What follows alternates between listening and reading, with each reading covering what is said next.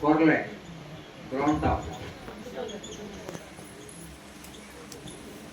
Ground up millet. Sorghum.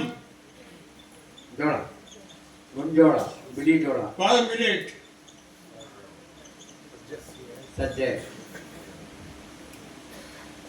Finger millet. ಹೇಳೋ ಜೋರಾಗಿ ಹೇಳ್ರಪ್ಪ, ನನ್ನ ಕೆಲಸ ಕಮ್ಮಿ ಆಗ್ತದೆ. ಜೋರಾಗಿ Barley millet. Foxtail millet. Ground up millet. Little millet. Little millet, ಸಾಮೆ, Proso millet. Bargo. ಕೋರ್ಸೋ ಮಿಲೆಟ್, ಬರ್ಗು,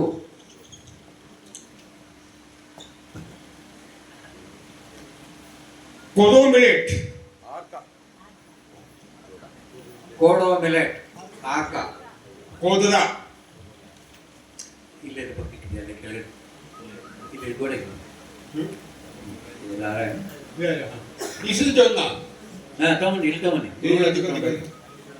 ಇಲ್ಲಿ ತಗೊಂಡೋಗಪ್ಪ ಗುರುಗಳ ಹತ್ರ ತಗೊಂಡು This is the sorghum. ಇದನ್ನ ಫೋಕಸ್ ಮಾಡಿಕ ಅಲ್ಲಿ ತೋರಿಸಿ. You know? Sorghum. Jawar. Jawar. In Nepal, it is not existed. You can take that. Fantastic food, Jawar. Fantastic. Okay. रख दी. बाद में. Okay. Amaranthus. ಅಮಾರಂತಸ್, ರಾಜಗಿರ, Rajgira. What is called? ರಾಜಗಿರ, Beautiful food, Amaranthus. Rajgira. ರಾಜಗಿರ ತುಂಬಾ ಉತ್ಕೃಷ್ಟವಾದ ಒಂದು ಆಹಾರ. There are 20 amino acids which are required for the best health of the human being. How much? 20 amino ಆಸಿಡ್ಗಳು ಈ ಉತ್ತಮ ಶರೀರವನ್ನು ಇಟ್ಕೊಬೇಕು ಅಂದ್ರೆ ನಾವೇನಾಗಬೇಕು, 20 ತರ ಅಮಿನೋ ಆಸಿಡ್ಗಳು ನಮಗೆ ಬೇಕಾಗ್ತವೆ. Among the 20 amino acids, 11 are most essential.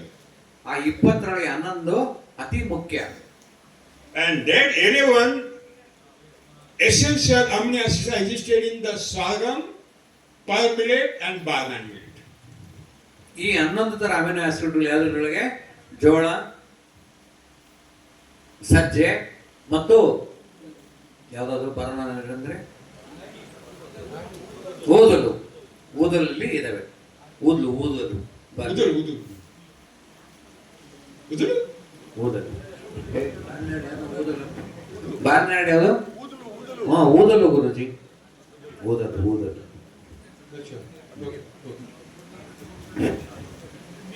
All these millets are having 8 to 16% fiber.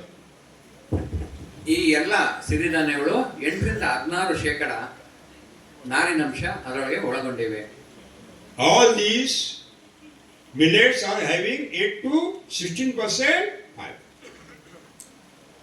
We want 3.6. We are getting more than 8. No stomach problem, no constipation, nothing. No Chusna Baba, a big advertisement. No at all. ನಮಗೆ ಬೇಕಾದ ಕೇವಲ 3.6% ನಾರಿನಾಂಶ ಅಂತ ನಾವು ಮೊದಲೇ ತಿಳ್ಕೊಂಡಿದ್ದೀವಿ. ಆದರೆ ಈ ಸಿರಿಧಾನ್ಯಗಳಷ್ಟು 8 ರಿಂದ 16%ಕ್ಕಿಂತ ಹೆಚ್ಚು ಏನಿದೆ ನಾರಿನಾಂಶ ಇರೋದ್ರಿಂದ ನಾವು ಇವನ್ನು ಸೇವನೆ ಮಾಡಿದಾಗ ನಮಗೆ ಅತಿ ಹೆಚ್ಚು ನಾರಿನ ಅಂಶ ಸಿಗುತ್ತೆ. ನಮಗೆ ಚುನ್ನ ಹಚ್ಚೋರು ಅಂದ್ರೇನು, ಬೋಗಸ್ ಇದು ಮಾಡುವಂತ ಯಾವುದೇ ಒಂದು ಅಡ್ವರ್ಟೈಸ್ಮೆಂಟ್ ನಮಗೆ ಅವಶ್ಯಕತೆ ಇಲ್ಲ.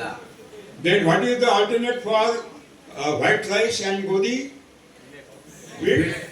Millet. That is correct. Okay. There are 2,500 phytochemicals are existed in our food. ಹತ್ತಿರ 2,500 ಫೈಟೋಕೆಮಿಕಲ್ಸ್ ಅವು ನಮ್ಮ ಆಹಾರದಲ್ಲಿ ಇರ್ತವೆ. What is phytochemicals? Phytochemicals is what? Phytochemical. Yes sir. Phytochemical. वनस्पति जन्य रसायन. Oh, easy. ವನಸ್ಪತಿ ಇಂದ ಉತ್ಪಾದನೆಯಾಗಿರುವ ರಾಸಾಯನಿಕಗಳು Okay, how many? 2000. 2,500. Maximum phytochemicals are existed in the millets. ಈ 2,500 ತರ ಏನು ಫೈಟೋಕೆಮಿಕಲ್ಸ್ ಅಥವಾ ವನಸ್ಪತಿಯಿಂದ ಉತ್ಪಾದನೆ ಆಗಿರೋ ರಾಸಾಯನಿಕಗಳು ಇದೆಯೋ ಅದು ಹೆಚ್ಚು ಇರೋದು ಯಾವುದರಲ್ಲಿ? ನಮ್ಮ ಈ ಸಿರಿಧಾನ್ಯಗಳಲ್ಲಿ. The millets are the best source of the antioxidants. ಆಂಟಿಆಕ್ಸಿಡೆಂಟ್ಸ್ Nagendra ಇನ್ನು ಪ್ರತಿಪ್ರಾಣಿದ antioxidant. ಈ ಸಿರಿಧಾನ್ಯಗಳು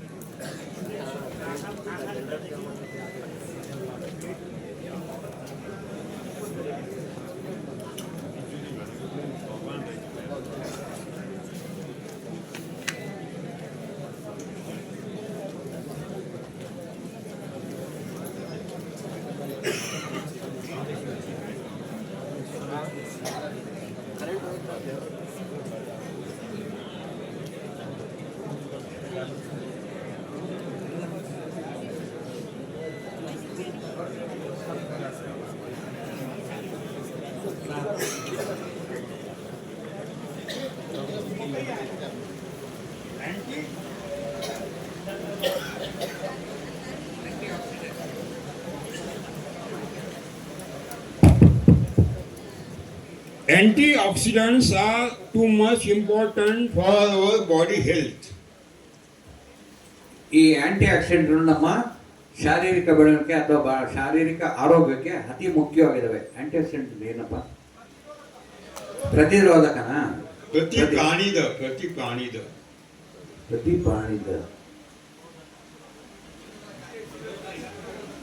ಪ್ರತಿರೋಧಕ ಅಂತೆ. ನಿರೋಧಕಗಳು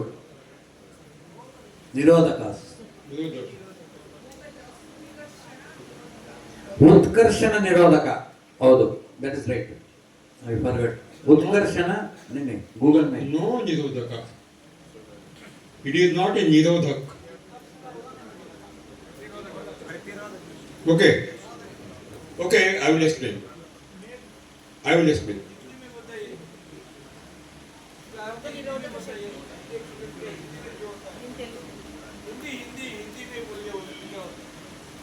हिंदी में प्रतिप्राणित बोलते हैं, इंग्लिश में एंटीऑक्सीडेंट कहते हैं. I will explain. When you take the breathing, in 1 minute we will take 16 times of the breathing. कितना?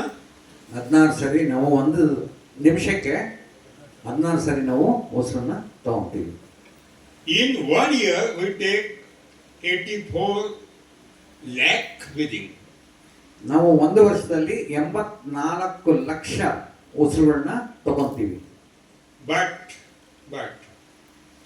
when you take the breathing, if that air is polluted by pollutants, maybe 2.5 micron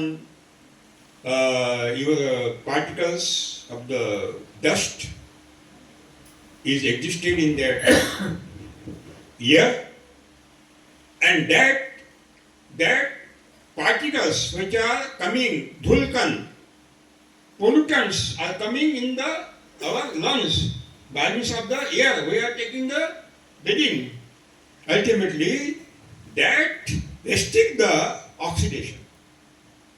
Oxygen is having one molecule of the oxygen is having 2 atoms of the oxygen.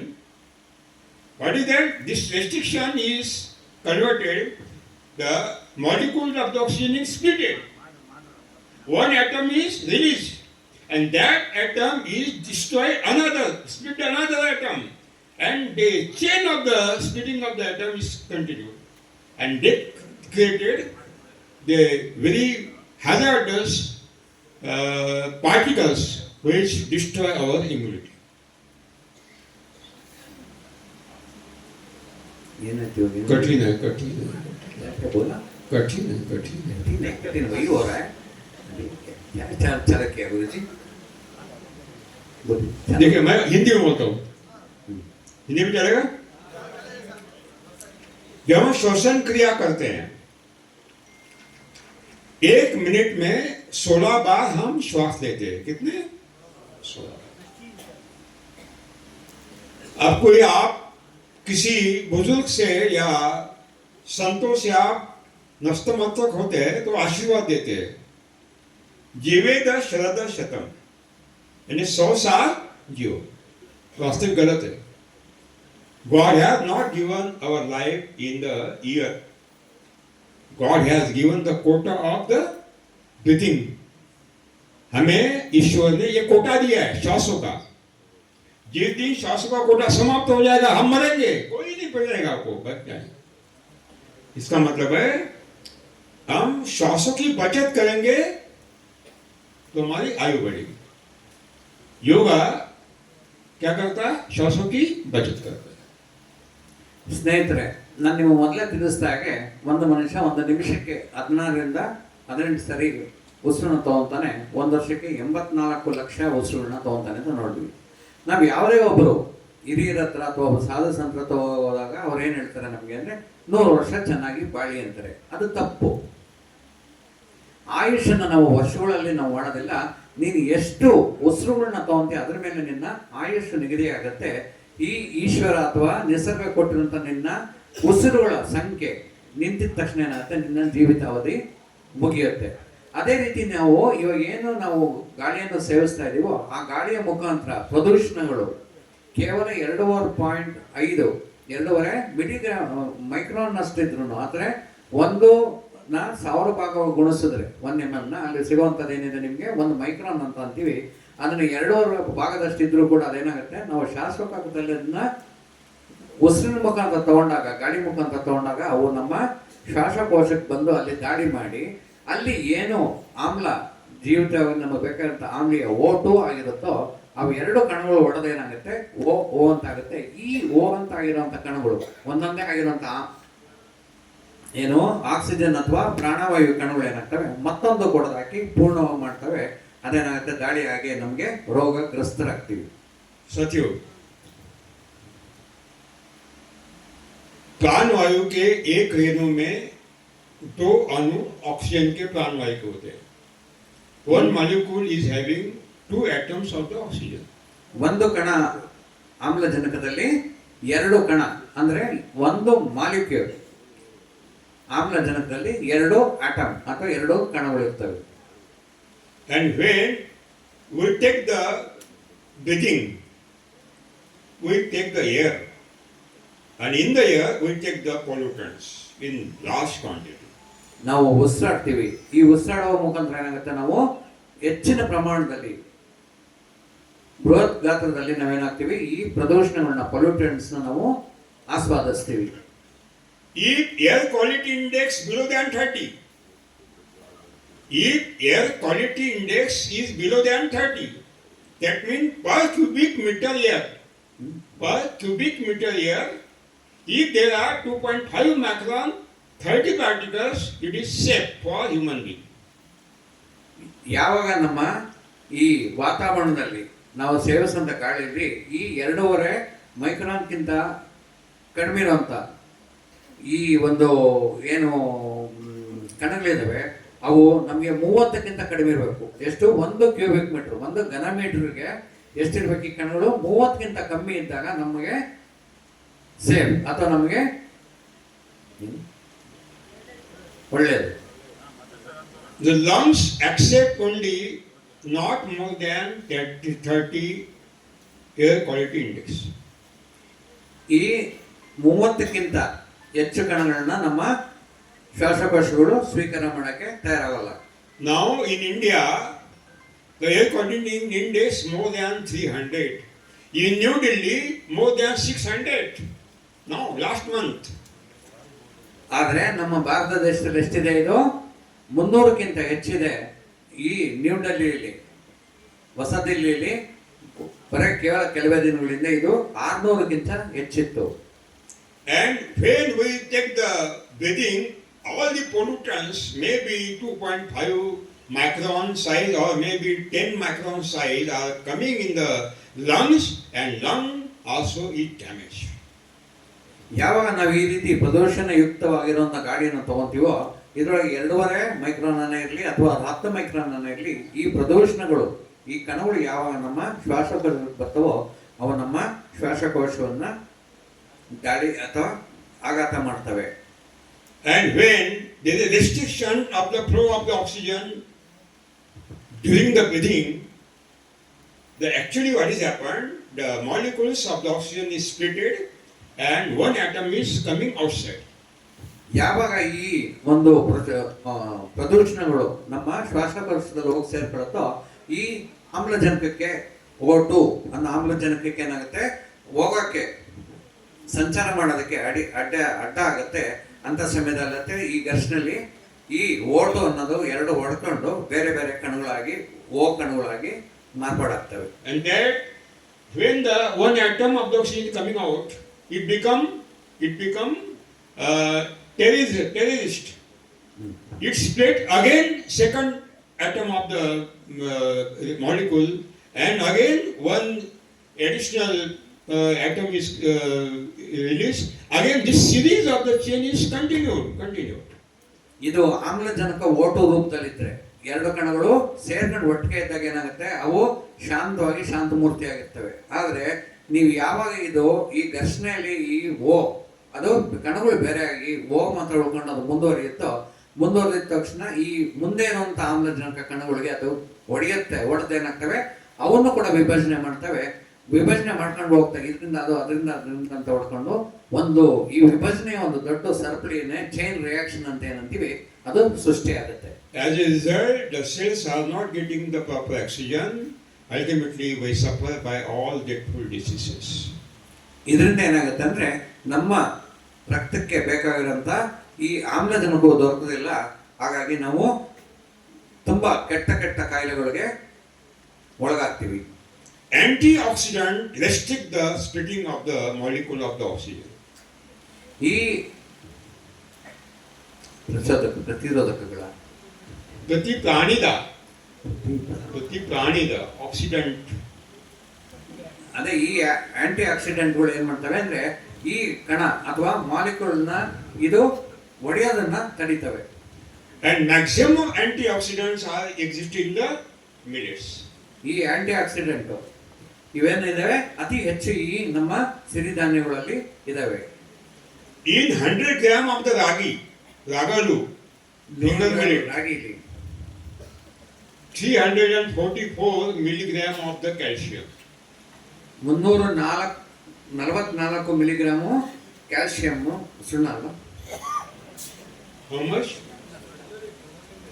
344 mg ಏನಿರುತ್ತೆ, calcium ಇರುತ್ತೆ. Calcium within 100 gram, 100 gram, 100 gram. Okay. 100 gram ಅಲ್ಲಿ ರಾಗಿ ತಿಂಗಳು 100 gram ರಾಗಿ ಒಳಗೆ 344 milligram ಅಷ್ಟು ಏನಿದೆ calcium ಇರುತ್ತೆ.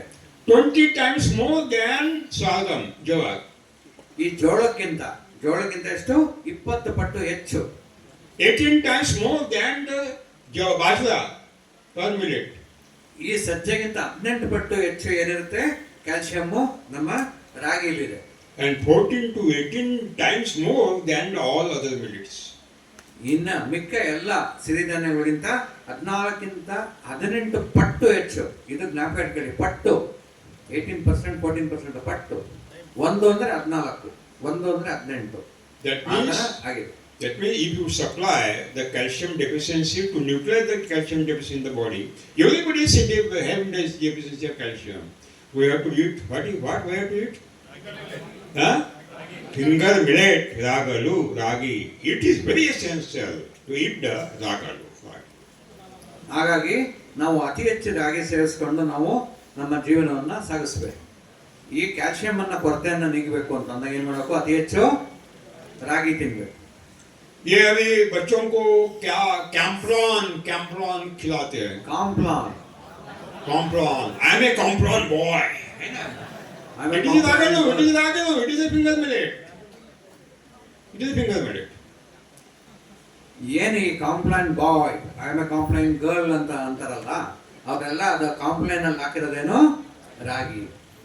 Satyo, there are two types of the protein, negative and positive. ಎರಡು ತರ ಸಸಾರಜನಕಗಳು. ಅವ್ಯಾವುದೋ ಒಂದು ಧನಾತ್ಮಕ, ಒಂದು ಋಣಾತ್ಮಕ. The positive proteins are accepted by the stomach, negative proteins are not accepted by the stomach. ಈ ಧನಾತ್ಮಕ ಸಸಾರಜನಕವನ್ನು ಪ್ರೋಟೀನ್ ಅನ್ನು ನಮ್ಮ ಹೊಟ್ಟೆ ಸ್ವೀಕಾರ ಮಾಡುತ್ತೆ. ಈ ಋಣಾತ್ಮಕ ಸಸಾರಜನಕವನ್ನು ನಮ್ಮ ಶರೀರ ಅಥವಾ ಹೊಟ್ಟೆ ಸ್ವೀಕಾರ ಮಾಡಲ್ಲ. When we eat deliberately, the negative protein, the residues of the proteins are deposited in the plant body in the cells as a toxic garbage. ಯಾವಾಗ ನಾವು ಈ ಅನಾವಶ್ಯಕವಾದ ಸಸಾರಜನಕ ತಿಂತೀವೋ ಅವು ರದ್ದಿಯಾಗಿ ನಮ್ಮ ಶರೀರದಲ್ಲಿ ಶೇಖರಣೆ ಉಳಿತವೆ. Soybean is a main source of the negative protein. Soybean ಅತಿ ಹೆಚ್ಚು ಋಣಾತ್ಮಕ ಸಸಾರಜನಕವನ್ನು ಹೊಂದಿರುತ್ತೆ. Not to be eaten. Not to be eaten. ಯಾವ ಕಾರಣಕ್ಕೂ ಮುಟ್ಟಬೇಡಿ ಅದನ್ನು.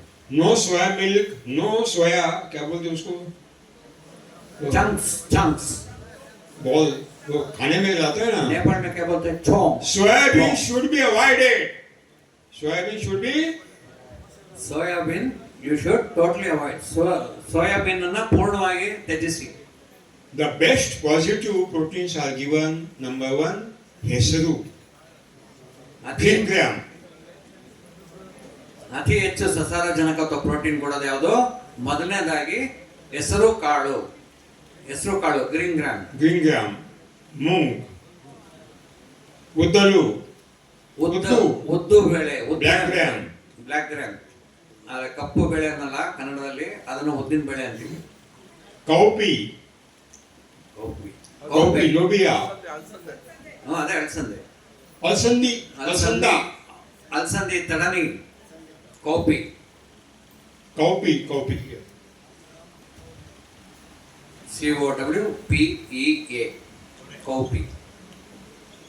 ಕೌಪಿ. ಅಲಸಂದೆ, ತಡನಿ. ಪಿಜಾನ್ ಪಿ, ತೊಗರಿ. ಪಿಜನ್ ಪಿ, ತೊಗರಿ. ತೊಗರಿ. ತುವರ್. ರೆಡ್ ಗ್ರಾಮ್ ಅಂತೀವಿ. The best. मोथबिन, मटकी, क्या बोलते हैं? ಮಡಕೆ ಕಾಳು ಅಂತೀವಿ. ಮಡಕೆ ಕಾಳು ಅಂತ ನಮ್ಮ ಭಾಗದಲ್ಲಿ ಅಂತೀವಿ ಅದನ್ನ ಉಚ್ಚಾರದಲ್ಲಿ. ಈ ಉತ್ತರ ಕರ್ನಾಟಕದಲ್ಲಿ ಹೆಚ್ಚು ಬೆಳೀತಾರೆ. क्या बोलते हैं? ಮಡಕೆ ಕಾಳು. होल ग्राम, बेस्ट. ಅತಿ ಹೆಚ್ಚು ಯಾವುದು? ಕುದುರೆ.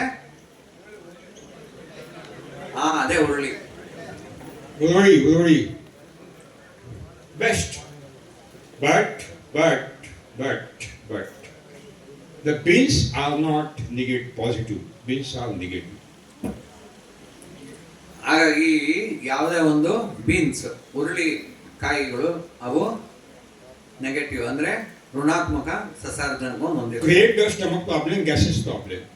ಅವು ನಮಗೆ ಹೊಟ್ಟೆ ಸಮಸ್ಯೆಗಳನ್ನ ಮತ್ತು ಆಮ್ಲೀಯತೆಯನ್ನ ಅಥವಾ ಗ್ಯಾಸ್ ಉತ್ಪಾದನೆ ಮಾಡ್ತವೆ. So just we have seen all the millets are the source of all nutritional values and medicinal values. ಹಾಗಾಗಿ ಈ ಸಿರಿಧಾನ್ಯಗಳು ಎಲ್ಲ ಒಂದು ಅತಿ ಹೆಚ್ಚು ಶಕ್ತಿಭರಿತವಾಗಿ, ಹೆಚ್ಚು ಪೌಷ್ಟಿಕಭರಿತವಾಗಿ ಇರ್ತವೆ. Satyo, we want so many vitamins for our best development of the body. ನಮಗೆ ಅತಿ ಹೆಚ್ಚು ವಿಟಮಿನ್ಗಳು ನಮ್ಮ ಶರೀರದ ಬೆಳವಣಿಗೆಗೆ ಬೇಕಾಗ್ತವೆ. All vitamins are listed in the millets. ಈ ಎಲ್ಲ ವೈಟಮಿನ್ಗಳು ನಮಗೆ ಬೇಕಾದಂತಲ್ಲಿ ಇರ್ತವೆ, ಈ ಸಿರಿಧಾನ್ಯಗಳಲ್ಲಿ ಇರ್ತವೆ.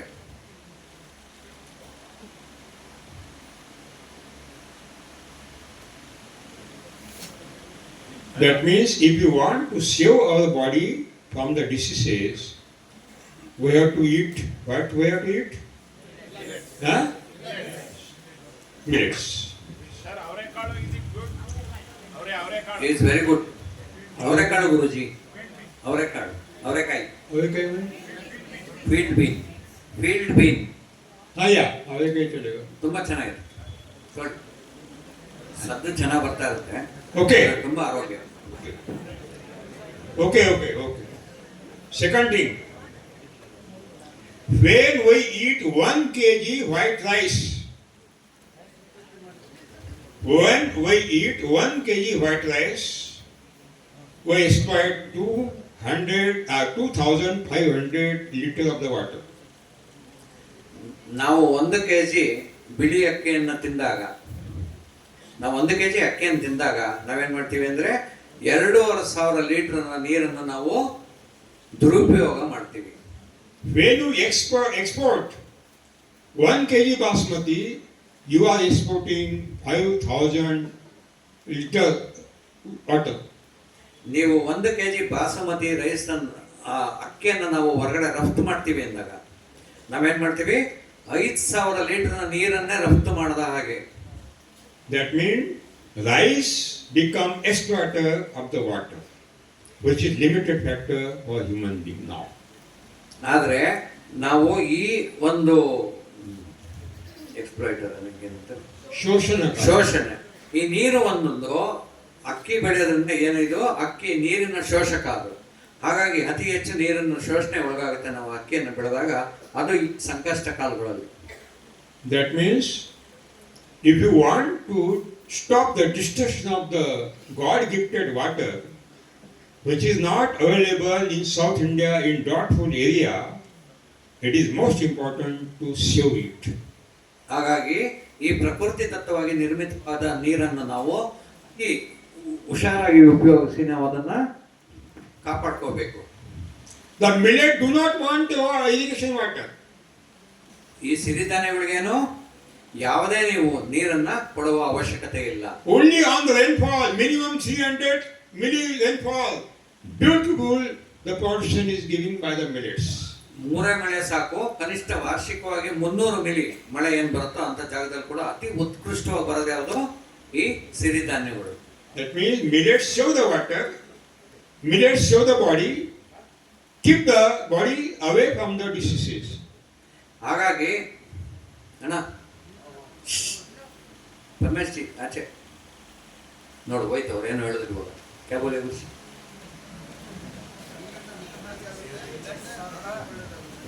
ये militant phone mobile. What I am saying? मुझे भी Huh? गड़बड़ हो गए. हाँ, millet save water. What I am saying? Because of the global warming and climate change, water will become deficit matter in entire world in the future.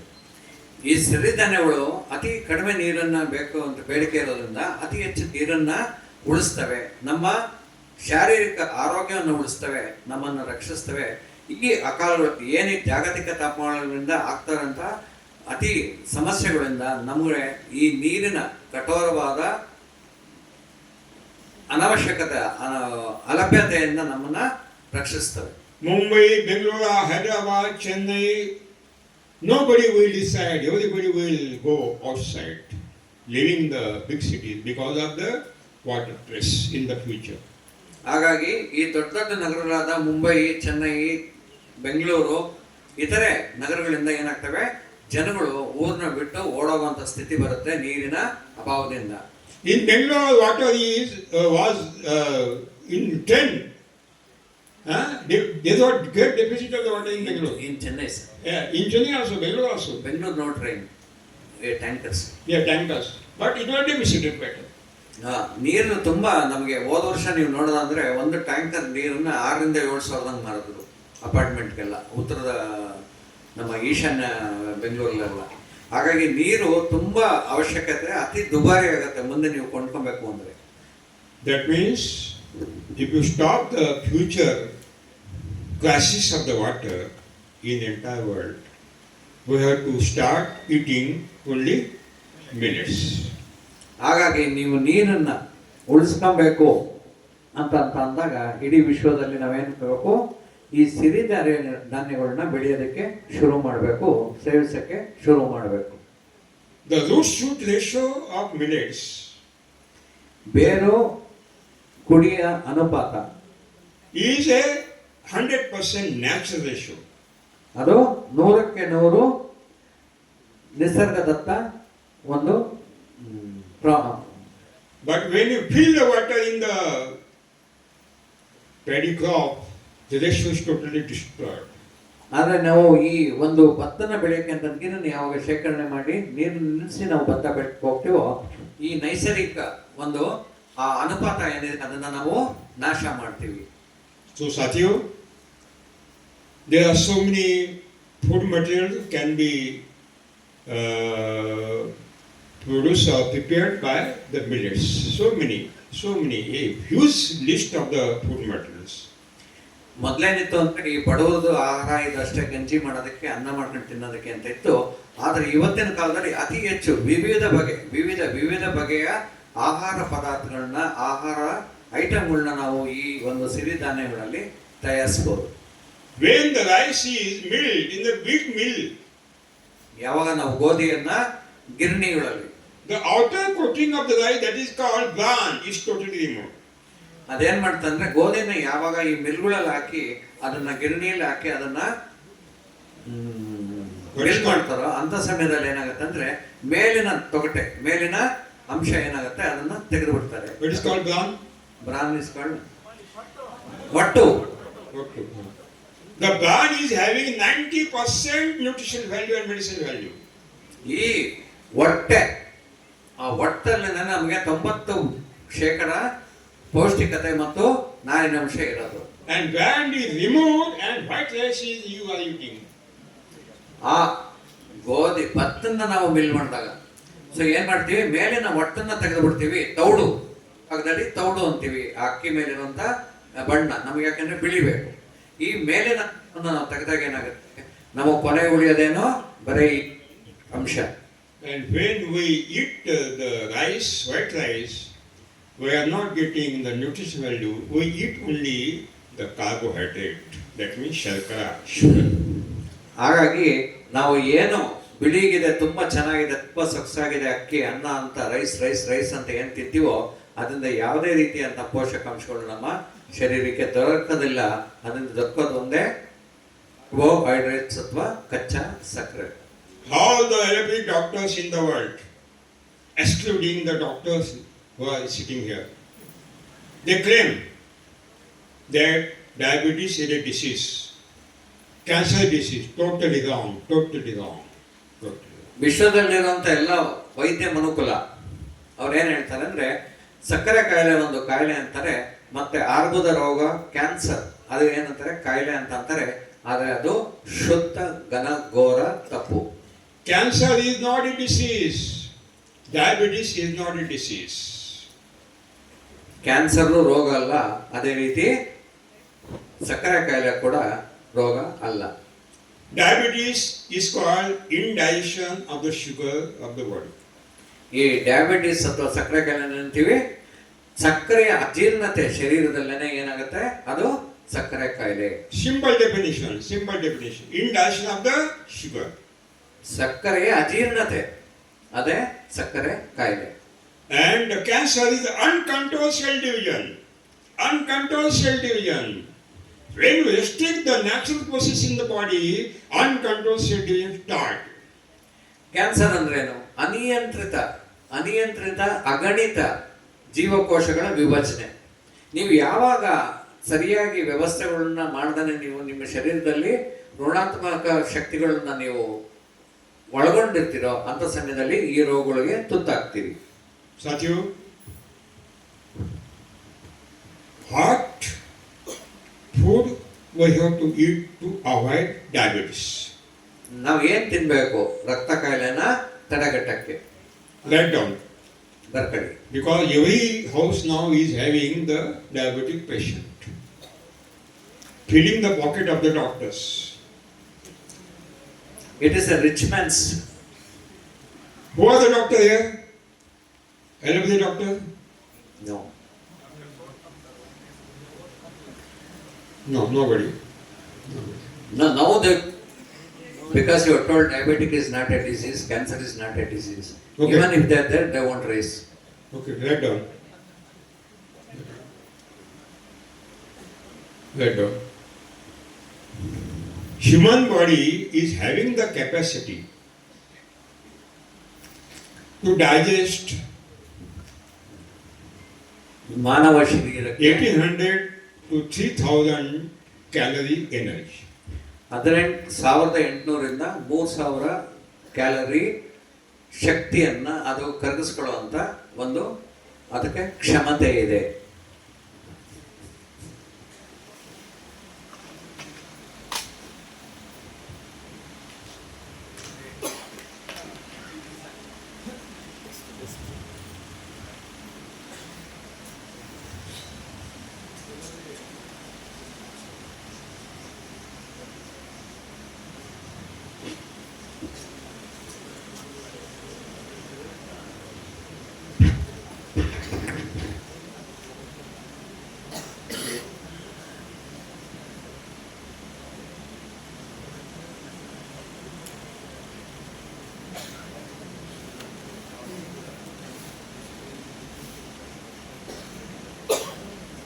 There is no lunch today.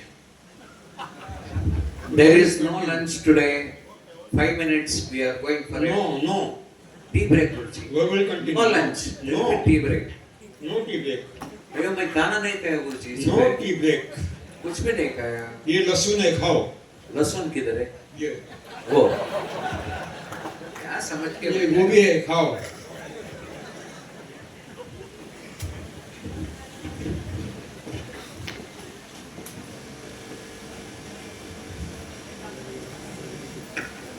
Diabetes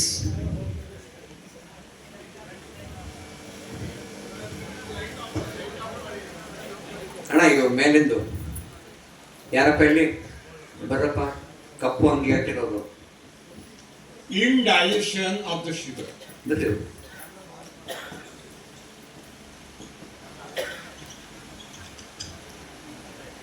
The human body is having the capacity to digest 1800 to 3000 calorie energy per day.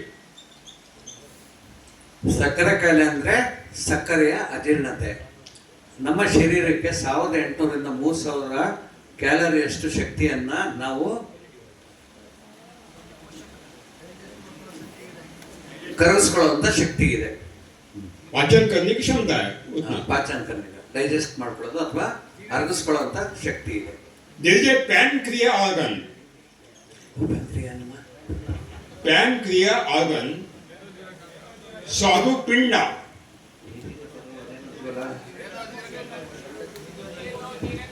ಹಾ, ಮೇದೋಜೀರಕ ಗ್ರಂಥಿ. हाँ? ಮೇದೋಜೀರಕ ಗ್ರಂಥಿ. हाँ. Pancreas. Granthi, right.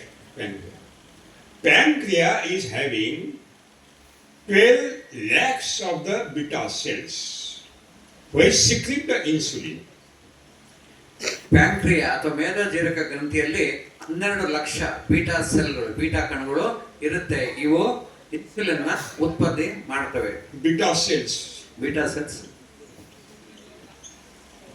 There are A cells also which support the beta cells.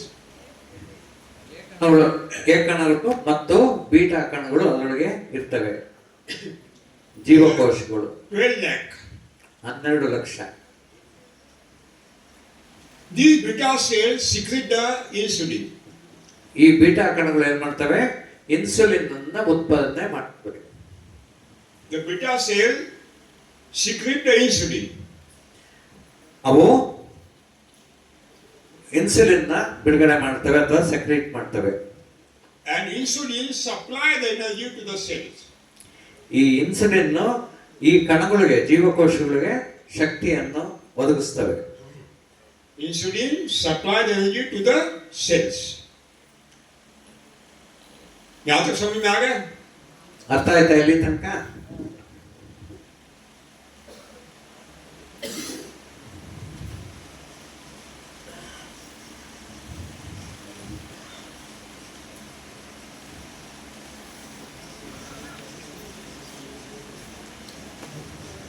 That means if we eat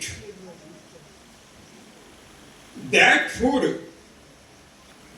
which is giving below than 3000 calorie energy per day, entire energy is supplied to the cells and there will no any blood sugar level is increased.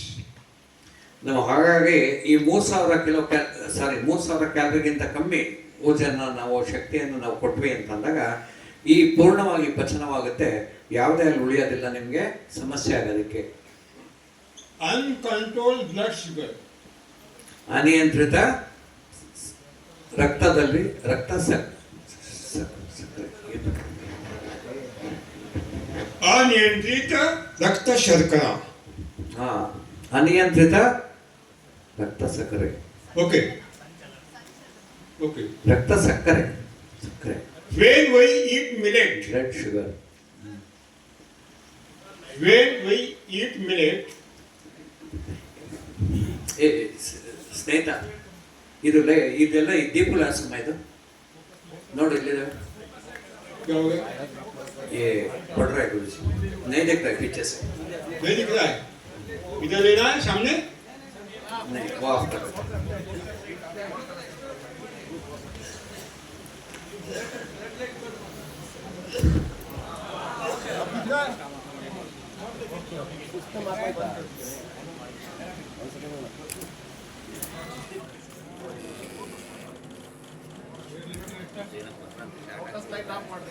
ಅದು ಯಾಕಂದ್ರೆ ಅಲ್ಲಿ generator ಅಲ್ಲಿದೆಯಲ್ಲ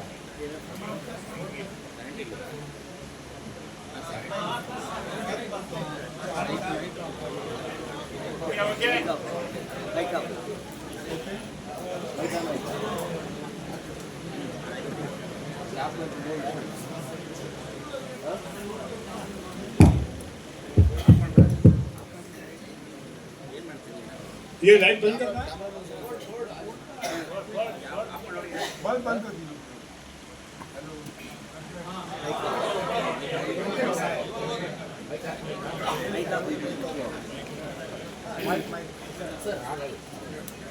अच्छा, Write down. The blood sugar is measured ಕೆಳಗೆ LED ಇದೆ ಕೆಳಗಡೆ ಆ ಕಡೆ ರಕ್ತದಲ್ಲಿರೋ ಸಕ್ಕರೆಯನ್ನು ನಾವು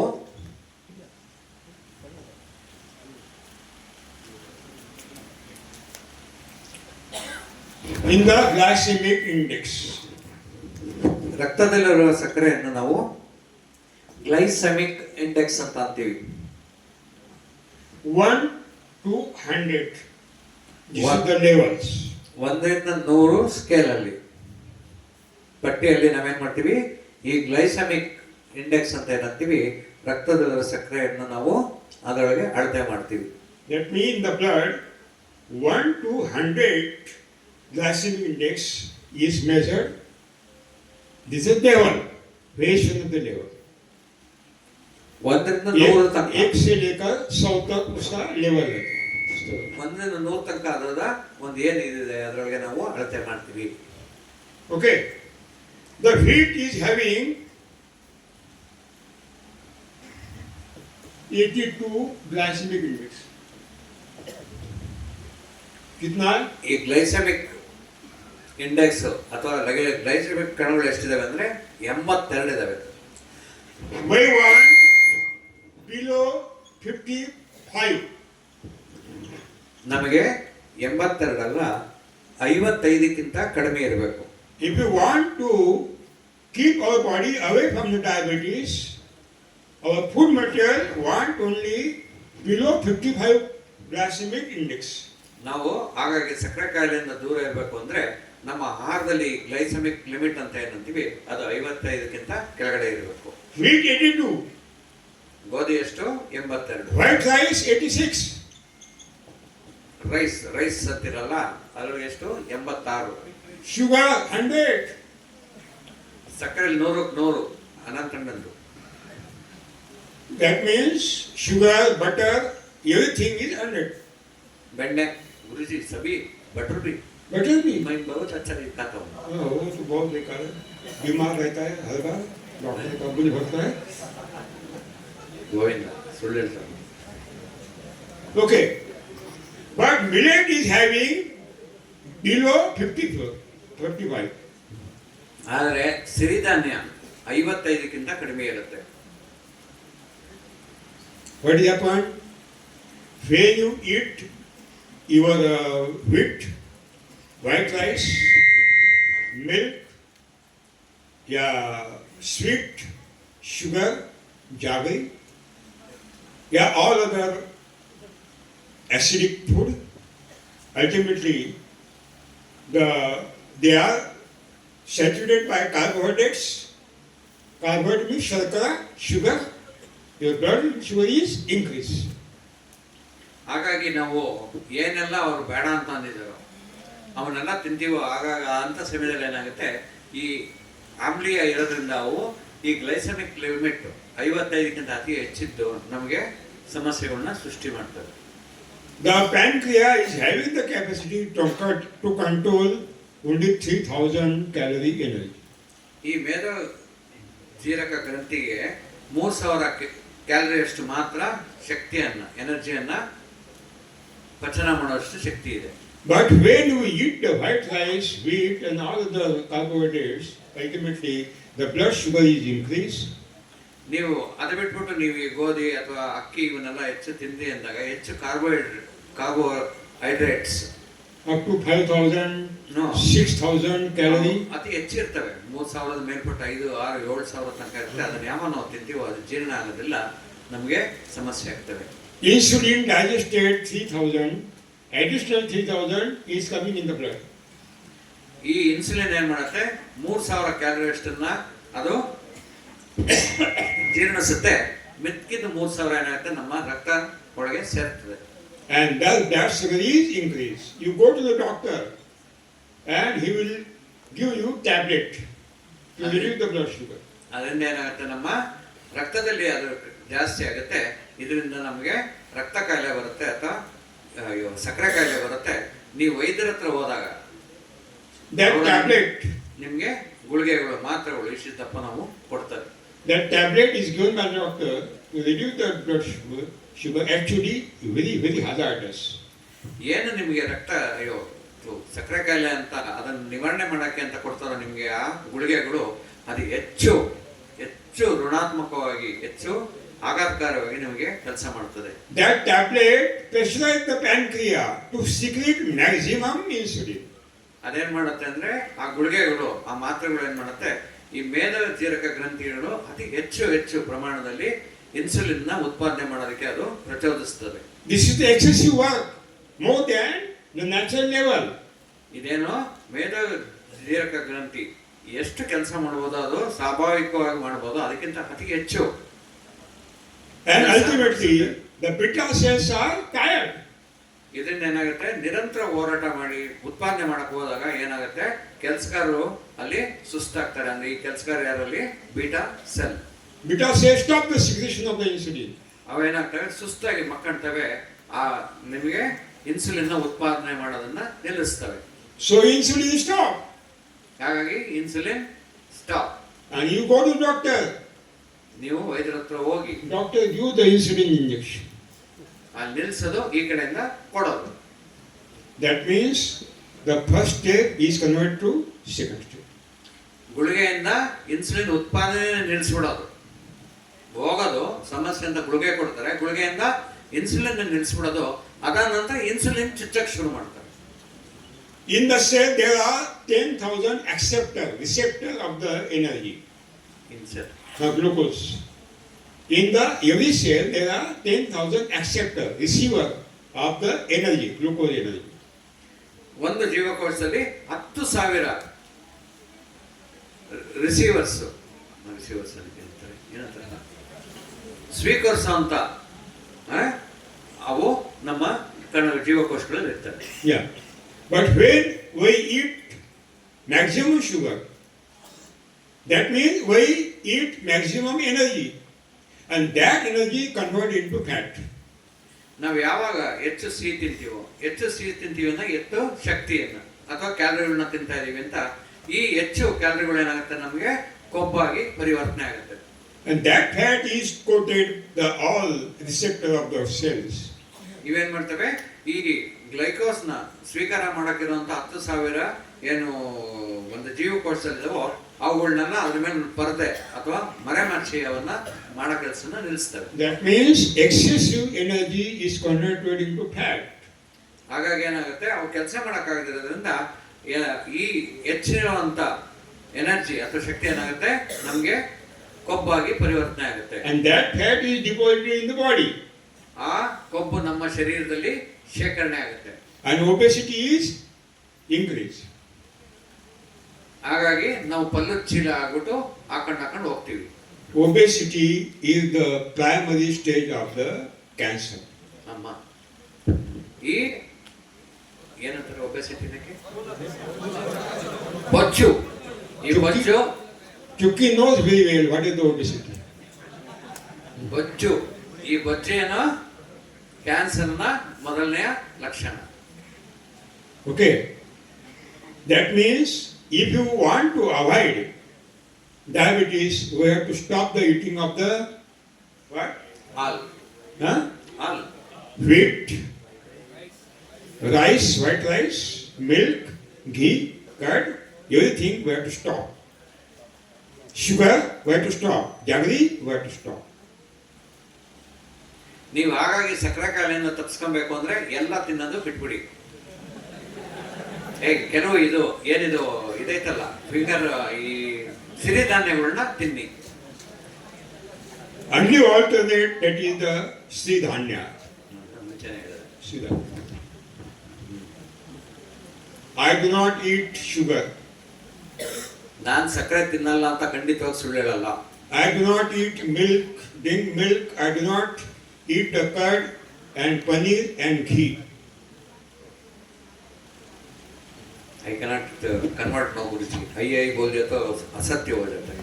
I do not eat the milk, paneer, ghee, curd. Guruji does not eat paneer, milk, curd because I have to be very clear. I don't want to say I. No, I was waiting for that. You don't say I. हम भी engineer है, थोड़ा बहुत कुछ पढ़ा है. Even I do not eat ghee, wheat.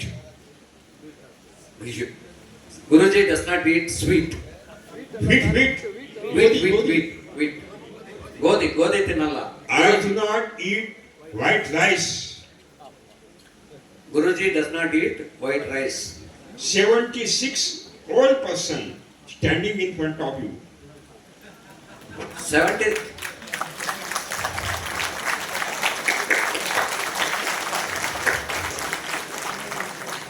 Ten hours in a day, I am giving my workshop continuously. I am speaking continuously. No fatigue.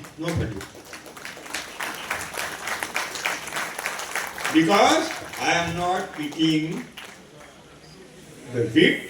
I am not eating white rice. I am not eating the milk, curd, ghee. Very hazardous food material. I am not eating sugar and jaggery also. Okay. Understood? So, I will ask you, who are willing to die with the cancer diabetes of the hand? Doctor? Yes. No raise hand. जो cancer diabetes से मरना चाहते हैं अपना हाथ ऊपर उठाए. Nobody want? पहले मरने को रेडी ये बोल दिया तो कोई नहीं उठाएगा. बाद में शुगर ये बोल दिया तो उठाएगा ही नहीं. I will give 10 lakh rupees. Nobody want to die of the cancer.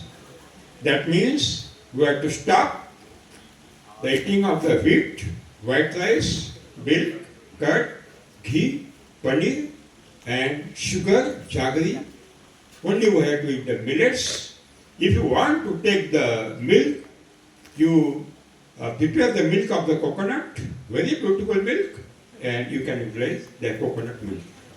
but no soybean milk and no cow milk, no buffalo milk. ಹಾಗಾಗಿ ನೀವು ಇವುಗಳೆಲ್ಲ ಬಚಾಯಿಸ್ಕೊಂಡಿರ್ಬೇಕು ಅಂದ್ರೆ ನೀವುಗಳೆಲ್ಲ ಅವ್ರು ಹೇಳಿದ್ರೆ ಯಾವುದನ್ನು ತಿನ್ನಬಾರ್ದು, ಮತ್ತೆ ಹಾಲು ಮೊಸರು ತುಪ್ಪ ಇವನ್ ಯಾವನ್ನೂ ನೀವು ತಿನ್ನಬಾರ್ದು. ಅವ್ರು ಹೇಳಿರ್ತಾರೆ, ನೀವುಗಳು ನನಗೆಲ್ಲ ಹೇಳಿರೋದು. I have not blood sugar, I have not the high blood sugar, I am not high blood pressure. No, no. ಹಾಗಾಗಿ ನನಗೆ ಸಕ್ಕರೆ ಅನ್ನೋ ಸಮಸ್ಯೆನೇ ಇಲ್ಲ, ಸಕ್ಕರೆ ಕಾಯಿಲೆ ಅನ್ನೋ ಸಮಸ್ಯೆನೇ ಇಲ್ಲ, ಮತ್ತೆ ರಕ್ತದ ಒತ್ತಡ ಕೂಡ ಸಮಸ್ಯೆ ಇಲ್ಲ. ನಾನು ಆರಾಮಾಗಿ ಹೇಳ್ಬಿಡ್ತೀನಿ. I do not take tea. Tea is a very hazardous. Who want to die of the cancer, they have to take the tea. ಅದಕ್ಕೆ ಏನು ಕುಡಿಬೇಡ್ರಿ ಅಂದಿಲ್ವೇ?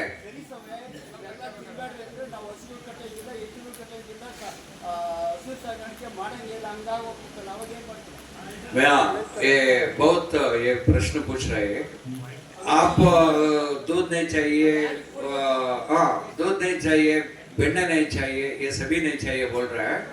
ऐसा बोल देता हम गाय रख के क्या करेगा, उसका दूध को क्या वो करेगा? तो क्या भी सुनना है, आप भागना चाहते हो. ಅದಕ್ಕೆ ನೀವು 4 ದಿವಸ ಕೇಳಬೇಕು, ಉತ್ತರಕ್ಕೆ ಆರಾಮಾಗಿರಿ. Yesterday I have clarified. In the audience, nobody is vegetarian, nobody is non-vegetarian. ನಿನ್ನೆ ನಿಮಗೆ ನಾನು ಸಂಜಾಯಿಸಿ ಕೊಟ್ಟಿದ್ದೀನಿ. ಈ ಸಭಾಂಗಣದಲ್ಲಿರೋರು ಯಾರನ್ನೂ ಸಸ್ಯಾಹಾರಿ ಅಲ್ಲ, ಯಾರನ್ನು ಮಾಂಸಾಹಾರಿ ಅಲ್ಲ. Vegetarian food means plant-based food. Shaka mane shak, sabji, plant-based. ಹಾಗಾಗಿ ಸಸ್ಯಾಹಾರಿ ಆಹಾರ ಅಂದ್ರೆ ಸಸ್ಯಜನ್ಯ ಪದಾರ್ಥಗಳು ಮಾತ್ರ ಸಸ್ಯ ಆಹಾರ. ಸಸ್ಯಾಹಾರ ಅಂದ್ರೇನು? ಸಸ್ಯದಲ್ಲೇ ಇದೆ ಅದು, plant base. The leaves, the fruits, the pods, the tubers, and all the your plant-based food. It is the shaka. ಹಾಗಾಗಿ ಹೂವು, ಹಣ್ಣು, ಹಂಪಲು, ನೀವು ತರಕಾರಿ, ಕಾಳು, ಇವನ್ನ ಗೆಡ್ಡೆಗಳು, ಗೆಣಸುಗಳನ್ನೆಲ್ಲ ಏನ್ ತಿಂತೀರಿ ನೀವು, ಹಣ್ಣುಗಳನ್ನೆಲ್ಲ, ಅವೆಲ್ಲ ಸಸ್ಯಜನ್ಯ. That food is the vegetarian food which is given by the plant. It is correct? ಯಾವ ಆಹಾರ ನಮಗೆ ಸಸ್ಯಗಳನ್ನು ದೊರೆಯುತ್ತೋ ಅದೇನೆ ಸಸ್ಯಾಹಾರ. ಒಪ್ಕೊಂತೀರಾ? It is correct? Milk is not plant-based food. Curd is not plant-based food. Ghee is not plant-based food. Paneer is not plant-based food because it is not given by the plant, it is given by the cow and buffalo.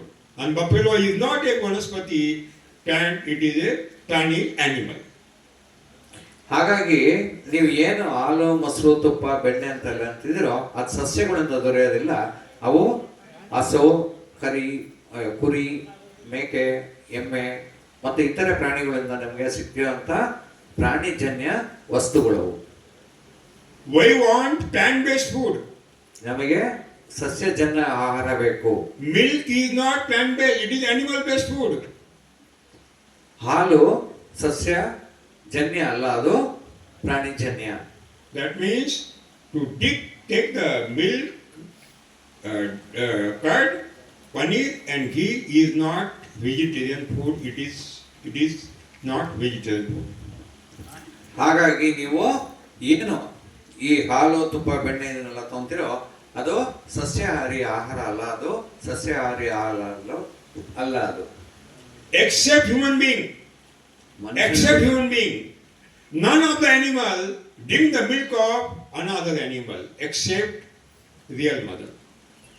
ಮನುಷ್ಯನನ್ನು ಹೊರತುಪಡಿಸಿ ಪ್ರಪಂಚದಲ್ಲಿ ಯಾವುದೇ ಪ್ರಾಣಿ ಕೂಡ ತನ್ನ ತಾಯಿಯ ಹಾಲನ್ನು ಬಿಟ್ಟು ಬೇರೆ ಯಾವುದೇ ಹಾಲನ್ನ ಕುಡಿಯೋದಿಲ್ಲ. मानव छोड़कर कोई भी अन्य प्राणी दूसरे प्राणी का दूध नहीं पीता. सही है? आप क्यों पी रहे हो? आप क्यों पी रहे हो? हम नहीं पीता. God has ruled out every living being will the milk of real mother, not the milk of another mother. ಸೃಷ್ಟಿಕರ್ತ ಏನು ಹೇಳಿದಾನೆ ಅಂದ್ರೆ, ನೀ ಹಾಲು ಕುಡಿಬೇಕು ಅಂದ್ರೆ ಸ್ವಂತ ತಾಯಿ ಹಾಲು ಮಾತ್ರ ಕುಡಿಬೇಕು, ಬೇರೆ ಹಾಲುಗಳನ್ನ ಕುಡಿಬಾರದು. Sathiyo, ghee is the fat deposited in the body. It is a fat deposited in the body. ಈ ತುಪ್ಪ ಅನ್ನೋದೇನು ಶರೀರದಲ್ಲಿ ಶೇಖರಣೆ ಆಗಿರುವಂತ ಕೊಬ್ಬು. Butter is the fat deposited in the body. ಬೆಣ್ಣೆ ಕೂಡ ಏನು ಶೇಖರಣೆ ಆಗುವಂತ ಕೊಬ್ಬು. And 1 gram fat is having 9 kilocalorie energy, double energy than carbohydrate and proteins. ಹಾಗಾಗಿ ಈ ಏನು ಈ ಕೊಬ್ಬುಗಳಿದಾವೆ, 1 ಗ್ರಾಮ್ ಅಲ್ಲಿ 9 ಕಿಲೋ ಕ್ಯಾಲರಿಗಿಂತ ಹೆಚ್ಚು ಕೊಬ್ಬು ಅದರಲ್ಲಿರುತ್ತೆ ಅಥವಾ energy. And obesity is the primary stage of the cancer. ಬೊಜ್ಜು ಹಾಗಾಗಿ ಏನಾಗುತ್ತೆ, ಕ್ಯಾನ್ಸರ್ನ ಅರ್ಬುದ ರೋಗದ ಪ್ರಥಮ ಹಂತ. So we can conclude, if you want to keep our body away from the diabetes, cancer and dreadful diseases, we have to stop the eating of acidic food. ಹಾಗಾಗಿ ನಾವು ಈ ರೋಗಗಳಿಂದ ನಾವು ತಪ್ಪಿಸ್ಕೊಬೇಕು ಅಂದ್ರೆ ನಾವು ಆಮ್ಲೀಯ ಆಹಾರಗಳನ್ನ ಬಿಡಬೇಕು. Write down. ಬರ್ಕೊಳ್ಳಿ. We have to eat silently, no problem, because we are not taking the lunch today. Continue. We have to eat poison free.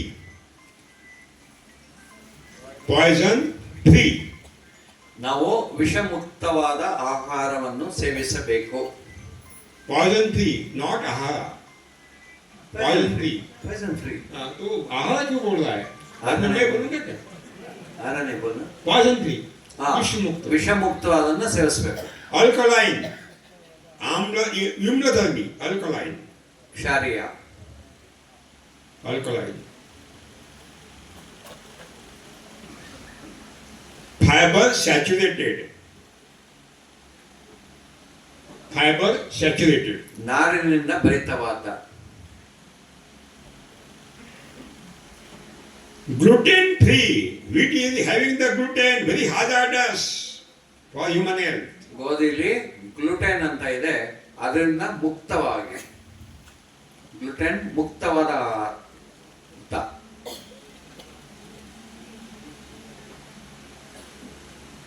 100% vegetarian. 100% vegetarian. ಸಸ್ಯಾಹಾರಿ. Nutritious and medicinal food. ಪೌಷ್ಟಿಕ ಹಾಗೂ ಔಷಧೀಯ ಗುಣವುಳ್ಳ ಆಹಾರ.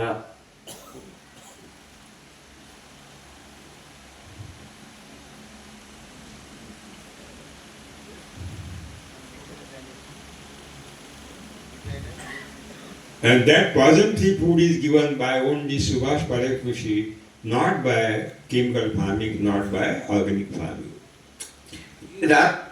ಈ ವಿಷಮುಕ್ತವಾದ ಆಹಾರವನ್ನು ಬರೀ ಸುಭಾಷ್ ಪಾಳೇಕರ್ ಕೃಷಿಯಿಂದ ದೊರೆಯುತ್ತೆ ಹೊರತು ನಿಮ್ಮ ರಾಸಾಯನಿಕ ಕೃಷಿಯಾಗಲಿ ಸಾವಯವ ಕೃಷಿಯಿಂದ ಅಲ್ಲ. In organic farming, you are eating the heavy poisonous heavy metals, just like cadmium, arsenic, mercury, lead, very poisonous. Even the radioactive elements also you are eating by means of the organic food. Very hazardous, very poisonous organic food is more than chemical food.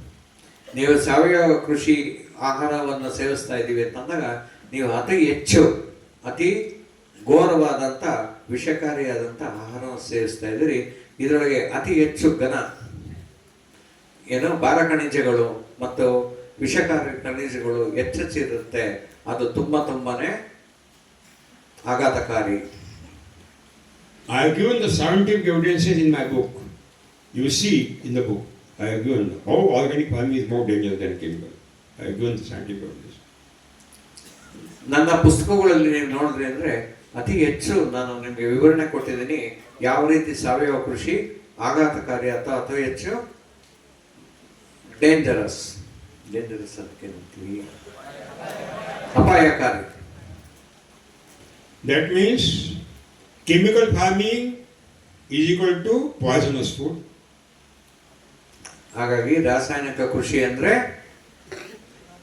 ವಿಷಕಾರಿ ಆಹಾರ, ವಿಷ ಆಹಾರ. Cow-based farming, poisonous food,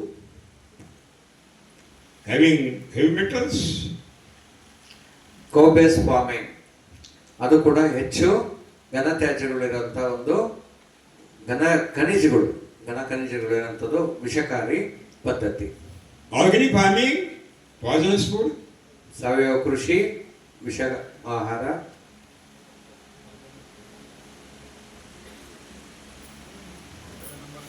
Because they are utilizing manure and fertilizer. ಯಾಕೆಂದ್ರೆ ಅವರು ಗೊಬ್ಬರ ಮತ್ತು ಗೊಬ್ಬರ ಉಪಯೋಗಿಸ್ತಾ ಇದ್ದಾರೆ. And every manure and fertilizer is having the poisonous material. ಎಲ್ಲ ಗೊಬ್ಬರಗಳು ಮತ್ತು ಫರ್ಟಿಲೈಸರ್ಗಳು ವಿಷಕಾರಿ ಅಂಶಗಳನ್ನು ಹೊಂದಿದ್ದಾವೆ. The residues of the insecticide, residues of the fertilizer, residue of the your fungicide, residue of the hormones, very hazardous. Why cancer is growing continuously? You are spraying the hormones on the standing crop. ಇದಕ್ಕೆಲ್ಲ ಕಾರಣ ಅಂದ್ರೆ ನಾವು ಅವುಗಳು ಸೇವಿಸುವಂತ ಕೀಟನಾಶಕಗಳ ಉಳಿಕೆ, ರೋಗನಾಶಕಗಳ ಉಳಿಕೆ, ಶಿಲೀಂಧ್ರನಾಶಕಗಳ ಉಳಿಕೆ ಮತ್ತು ಅತಿ ಹೆಚ್ಚು ಏನು ನೀವು ಕಳೆನಾಶಕ ಉಳಿಕೆಗಳನ್ನ ನಾವು ಸೇವಿಸೋದ್ರಿಂದ ಇದು ಅತಿ ಹೆಚ್ಚೆಚ್ಚು ಸಮಸ್ಯೆಗಳು ಬರ್ತವೆ. In the evening, small size of the brinjal, and tomorrow morning a big size. What is happened? Hormones are given. ಇದು ಕೂಡ ಸತ್ಯ. ಸಂಜೆ ನಿಮ್ಗೆ ಇಷ್ಟೇ ಇರ್ತವೆ ಬದನೆಕಾಯಿ, ನೀವು ಬೆಳಿಗ್ಗೆ ಅಷ್ಟು ಮಾರುಕಟ್ಟೆಗೆ ಹಾಕ್ಬೇಕು ಅನ್ನೋ ಆಗಲೇ ಅದು 4, 5, 6 ಅಂಗ್ಲದಷ್ಟು ಬೆಳೆಯೋಂಗೆ ಮಾಡ್ತಾರೆ. ಅದು ಹೆಚ್ಚು ಪ್ರಚೋದಕಗಳನ್ನ ಉಪಯೋಗಿಸ್ತಾ ಇದ್ದಾರೆ. When you eat the grape from the market, a long grape, 24 millimeter long, they are having the residue of the gibberellic acid, very hazardous hormones, and definitely women suffer by the cancer. ಈ ಉದ್ದಕ್ಕೆ ಸಿಗುತ್ತೆ ದ್ರಾಕ್ಷಿ ಅಂದ್ಬಿಟ್ಟು ನಾವು ಅತಿ ಹೆಚ್ಚು ಇಷ್ಟಪಟ್ಬಿಟ್ಟು ತೊಗೊಂತೀವಿ. ಯಾವುದೇ 22-24 ಮಿಲಿಗಿಂತ ಹೆಚ್ಚಿರ್ತವೋ ಅದ್ರಾಗ ಹೆಚ್ಚು ಗಿಬ್ರೆಲಿಕ್ ಆಸಿಡ್ ಇರ್ತವೆ. ಅದು ಆರ್ಬುದ ರೋಗ ಅಥವಾ ಕ್ಯಾನ್ಸರ್ ಕಾರಕ. ಅದು In Subhash Palakrushi, we are not utilizing anything. That means we are not utilizing cow dung manure, we are not utilizing compost, compost, we are not utilizing the chemical fertilizer, we are not utilizing the hormones, we are not utilizing nothing is utilized. That means 100% pure poison-free food you will get. ನಾವು ನಮ್ಮ ಸುಭಾಷ್ ಪಾಳೇಕರ್ ಕೃಷಿಲಿ ಯಾವುದೇ ಕಾರಣಕ್ಕೂ ಈ ವಿಷಕಾರಿ ಯಾವುದೇ ಅಂಶವನ್ನು ನಾವು ಉಪಯೋಗಿಸೋದಿಲ್ಲ. ನಾವು ಕೊಟ್ಟಿಗೆ ಗೊಬ್ಬರ ಸ್ವಲ್ಪ ಮನಸ್ಸಲ್ಲಿ ಇಟ್ಕೊಳ್ಳಿ, ಇದು ಸ್ವಲ್ಪ ಗೊಂದಲ ಇದೆ ನನಗೆ. ಕೊಟ್ಟಿಗೆ ಗೊಬ್ಬರವನ್ನು ಉಪಯೋಗಿಸೋದಿಲ್ಲ ನಾವು. ಅದೇ ರೀತಿ ವರ್ಮಿ ಕಾಂಪೋಸ್ಟ್ ಅಥವಾ ಎರೆಹುಳು ಗೊಬ್ಬರ ಆಗಿರ್ಬೋದು ಅಥವಾ ರಾಸಾಯನಿಕ ಗೊಬ್ಬರಗಳು ನಾವು ಉಪಯೋಗಿಸೋದಿಲ್ಲ. ಅವನ್ನ ಉಪಯೋಗಿಸ್ತಾನೆ ನಾವು ಮಾಡೋದ್ರಿಂದ ನಮ್ಮ ಆಹಾರದಲ್ಲಿ, ನಮ್ಮ ಕೃಷಿಯಲ್ಲಿ ನಾವು ಯಾವುದನ್ನು ಉಪಯೋಗಿಸೋದಿಲ್ಲ. ಪ್ರಚೋದಕಗಳನ್ನ ಆದಿಯಾಗಿ ಉಪಯೋಗಿಸ್ತಾನೆ ಇರೋದ್ರಿಂದ ಏನಾಗುತ್ತೆ ಅಂದರೆ ನಮ್ಮ ಸುಭಾಷ್ ಪಾಳೇಕರ್ ಕೃಷಿಯಲ್ಲಿ ಬೆಳೆದಂಥ ಆಹಾರ ಪದಾರ್ಥವೆಲ್ಲ ಅತಿ ಉತ್ಕೃಷ್ಟ ವಿಷಮುಕ್ತ. समझ में आ गया? ಅರ್ಥ ಆಯ್ತಾ? Any problem? Any question? No question. When you work. Yeah? ಸುಮ್ಮನೆ ಕೂತಾರಪ್ಪ. ಜೇನುತುಪ್ಪ ಪ್ರಾಣಿ ಜನ್ಯ ಅಲ್ವೇನ್ರಿ, ಮುಗಿಯೋದಲ್ವೇನ್ರಿ ಅದು? ಏನ್ರಿ ನೀವು ಅವ್ರ ಸಸ್ಯ ಜನ್ಯ ಹೇಳ್ತಿರೋದು? ಜೇನುತುಪ್ಪ ಏನೇ ची गुरुजी? हनी को क्या बोलता है? Honey is not vegetarian food. आयता. Honey bee is not the plant. Honey bee is a animal. to drink the Bakodi. honey, it is a papam. It is a papam. Because honeybees create honey for only to feed the queen, to feed the worker honeybees, to feed the small children honeybees, and not for human being. ಅದು ತನ್ನ ಸ್ವಂತ ಮಕ್ಕಳಿಗೆ ತನ್ನ ಸಂತತಿ ಬೆಳವಣಿಗೆಗೋಸ್ಕರ ಅದನ್ನ ಜೇನುತುಪ್ಪನ್ನ ಇದು ಮಾಡ್ತದೆ. ನಮ್ಮ ಮಕ್ಕಳು ಚೆನ್ನಾಗಿ ಬೆಳಿತಾನೆ, ನಾವು ಉಪಯೋಗಿಸ್ತೀವಿ, ಅದು ತಪ್ಪು. So no honey, no poisonous food, ಬರ್ಕೊಡಿ. no tea, no coffee, very hazardous, only poison-free food. You will definitely keep your body away from the dead diseases. ಹಾಗಾಗಿ ಇವನ್ನೆಲ್ಲ ತ್ಯಜಿಸ್ಬಿಡಿ. ಇನ್ನು 3 ದಿವಸ ಬಿಟ್ಟ ಮೇಲೆ ತ್ಯಜಿಸಿ. क्योंकि अभी चावल से भी ये वही देता नहीं गुरुजी. 3 दिन का बाद मैं बोला है ना. हाँ, 3 दिन के बाद या तो खाना ही पड़ेगा. अभी चाह तो पी सकता है. Good good good. आज कुछ सकता है. 3 दिन के बाद खाना पड़ेगा.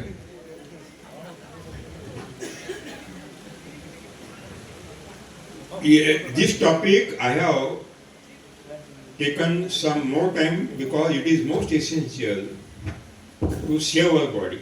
Is correct? ಸ್ನೇಹಿತರೆ, ಈ ವಿಷಯದ ಬಗ್ಗೆ ನಾನು ಅತಿ ಹೆಚ್ಚು ಗಂಭೀರವಾಗಿ ಮತ್ತೆ ಹೆಚ್ಚು ಸಮಯ ತಗೊಂಡೆ. ಕಾರಣ ಯಾಕೆ ಅಂದ್ರೆ, ರೋಗ ಬಂದ್ಮೇಲೆ ಒದ್ದಾಡೋದಲ್ಲ, ರೋಗ ಮುಕ್ತವಾಗಿ ಬದುಕೋದು ಹೇಗೆ ನಾನು ನಿಮಗೆ ತಿಳಿಯೋದಕ್ಕೆ ನಾನು ಹೆಚ್ಚು ಸಮಯ ತಗೊಂಡಿದ್ದೀನಿ. ಸರಿ ಇದೆಯಾ? 58% Indian is having diabetes. 58% ಭಾರತೀಯರು ಸಕ್ಕರೆ ಕಾಯಿಲೆಯಿಂದ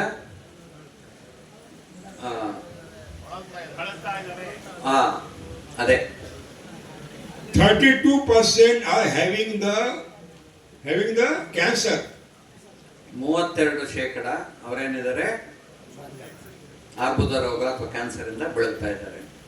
There is a gene named oncogene responsible for cancer. ನಂದು ಜಿನ್ ಇದೆ, ಆಂಕೋಜಿನ್ ಅಂತ. ಅದೇನಾಗುತ್ತೆ, ಕ್ಯಾನ್ಸರ್ಗೆ ಕಾರಕ. In the DNA, deoxyribonucleic acid, there is a gene which is responsible for cancer. That is called oncogene. ಆಂಕೋಜೀನ್. ನನ್ ಜಿನ್ ಅನ್ಕೊಂಡ್ಬಿಟ್ಟೆ, ಓಡ್ಕಾ ಜಿನ್ ಅನ್ಕೊಂಡ್ಬಿಟ್ಟೆ, ತಪ್ಪಾಗೋಯ್ತು. Gene, Oncogene. ಆಂಕೋಜೀನ್ ಅಂತ. ಜೀನ್ ಅನ್ನಕ್ಕಂತೀರಿ? Gene माने जन्नु, गुणतत्व. ವಂಶವಾಹಿ. ವಂಶವಾಹಿ. ಅದೇ ವಂಶವಾಹಿ ಇರ್ತದೆ. ಅದರ ಹೆಸರು ಕ್ಯಾನ್ಸರ್ ಕಾರಕ. ಅದರ ಹೆಸರು ಏನಿದೆ ಅಂದ್ರೆ ಆಂಕೋಜೀನ್. Everybody is having the oncogene. ಎಲ್ಲರಿಗೂ ಈ ಆಂಕೋ ಅನ್ನ gene. But when this oncogene become recessive, that means they slip, we do not suffer by cancer. ಈ ಆಂಕೋಜೀನ್ ಅಥವಾ ಆಂಕೋ ವಂಶವಾಹಿ ಅನ್ನೋದೇನಿದೆ ಅದು ಕ್ಯಾನ್ಸರ್ ಕಾರಕ. ಯಾವಾಗ ಅದನ್ನ ಸ್ತುಪ್ತ ಸ್ಥಿತಿಗೆ ಅಥವಾ ಮಲಗ ಕೊಟ್ಟೋಗ್ತವೋ ಅಂತ ಸಮಯದಲ್ಲಿ ನಮಗೆ ಯಾರಿಗೂ ಈ ಆರ್ಬುದ ರೋಗ ಬರೋದಿಲ್ಲ. But when the oncogene become dominant, you definitely will suffer by the cancer. ಯಾವಾಗ ಈ ಆಂಕೋ ವಂಶವಾಹಿ ನಿಮ್ಮ ರಕ್ತದಲ್ಲಿ ಕಣಗಳಲ್ಲಿ ಹೆಚ್ಚಾಗುತ್ತೋ ಅವಾಗ ಖಂಡಿತವಾಗ್ಲೂ ಯಾರು ತಪ್ಸಕ್ಕಾಗಲ್ಲ. ಜಾಗೃತ್ ಅಂತ ಜಾಗೃತ್. ಅವಾಗ ಏನಾಗ್ತವೆ, ಅವು ಜಾಗೃತವಾಗ್ತವೆ, ಚಂಚಲಾಗಿ ಕೆಲಸ ಶುರು ಮಾಡ್ತವೆ.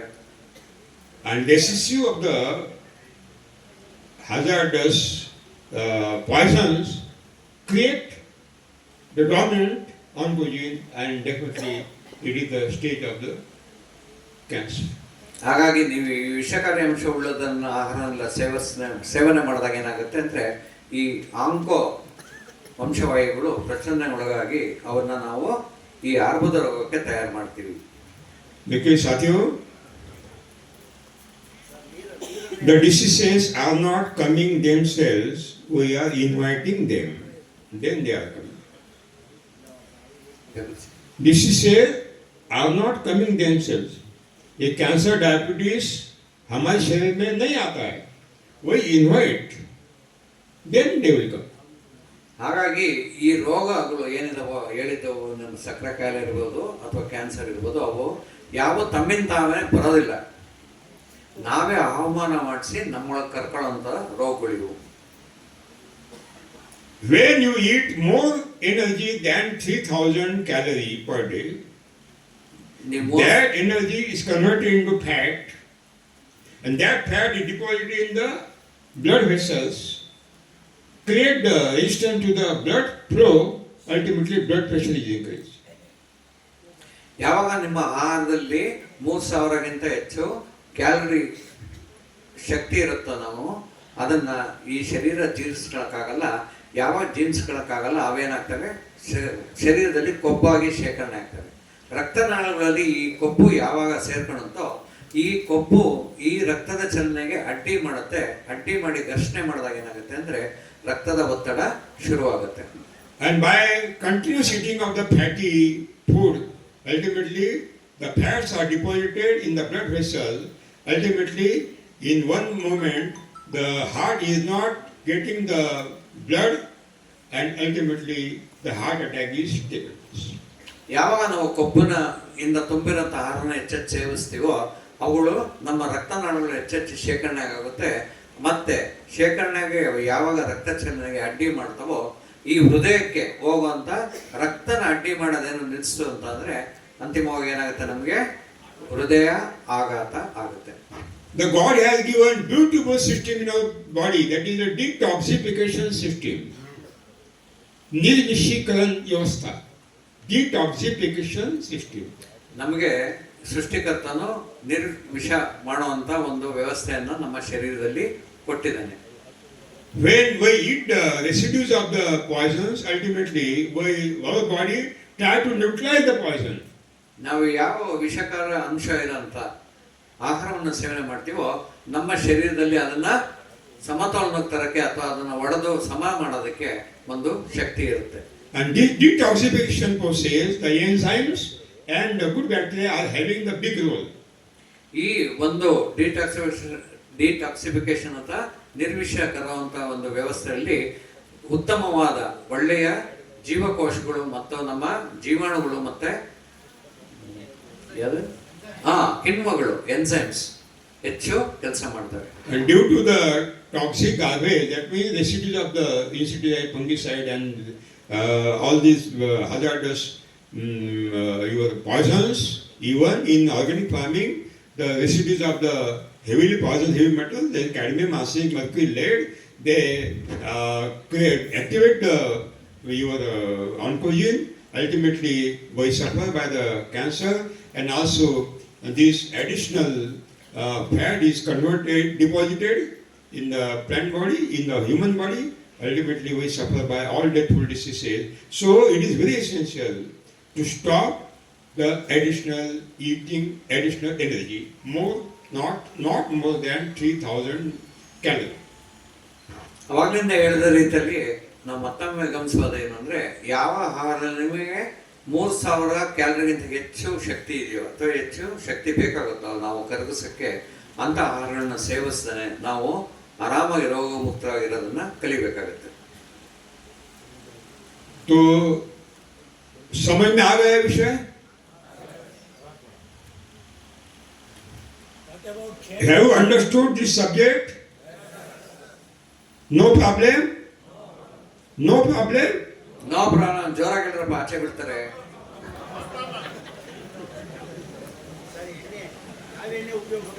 ಸುಂದರಪ್ಪ, ನೀನು ಅವರಿಂದ ಹೇಳ್ತಾ ನಿದ್ದೆ ಮಾಡ್ತಿದ್ದ ಸೋಯಾಬೀನ್ ಉಪಯೋಗಿಸ್ಬೇಡ್ರಿ ಈ ಎಣ್ಣೆ ಅಂತ ಎಲ್ಲ ಹೇಳಿದ್ರಲ್ಲ.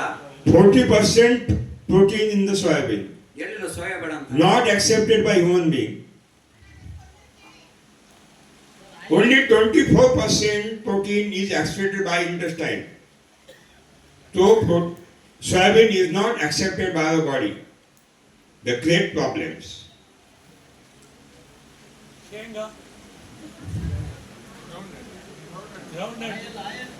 Groundnut is best. Beautiful. Groundnut is better than काजू. काजू में cashew nut, almond, बादाम, इससे बढ़िया है groundnut खाने में.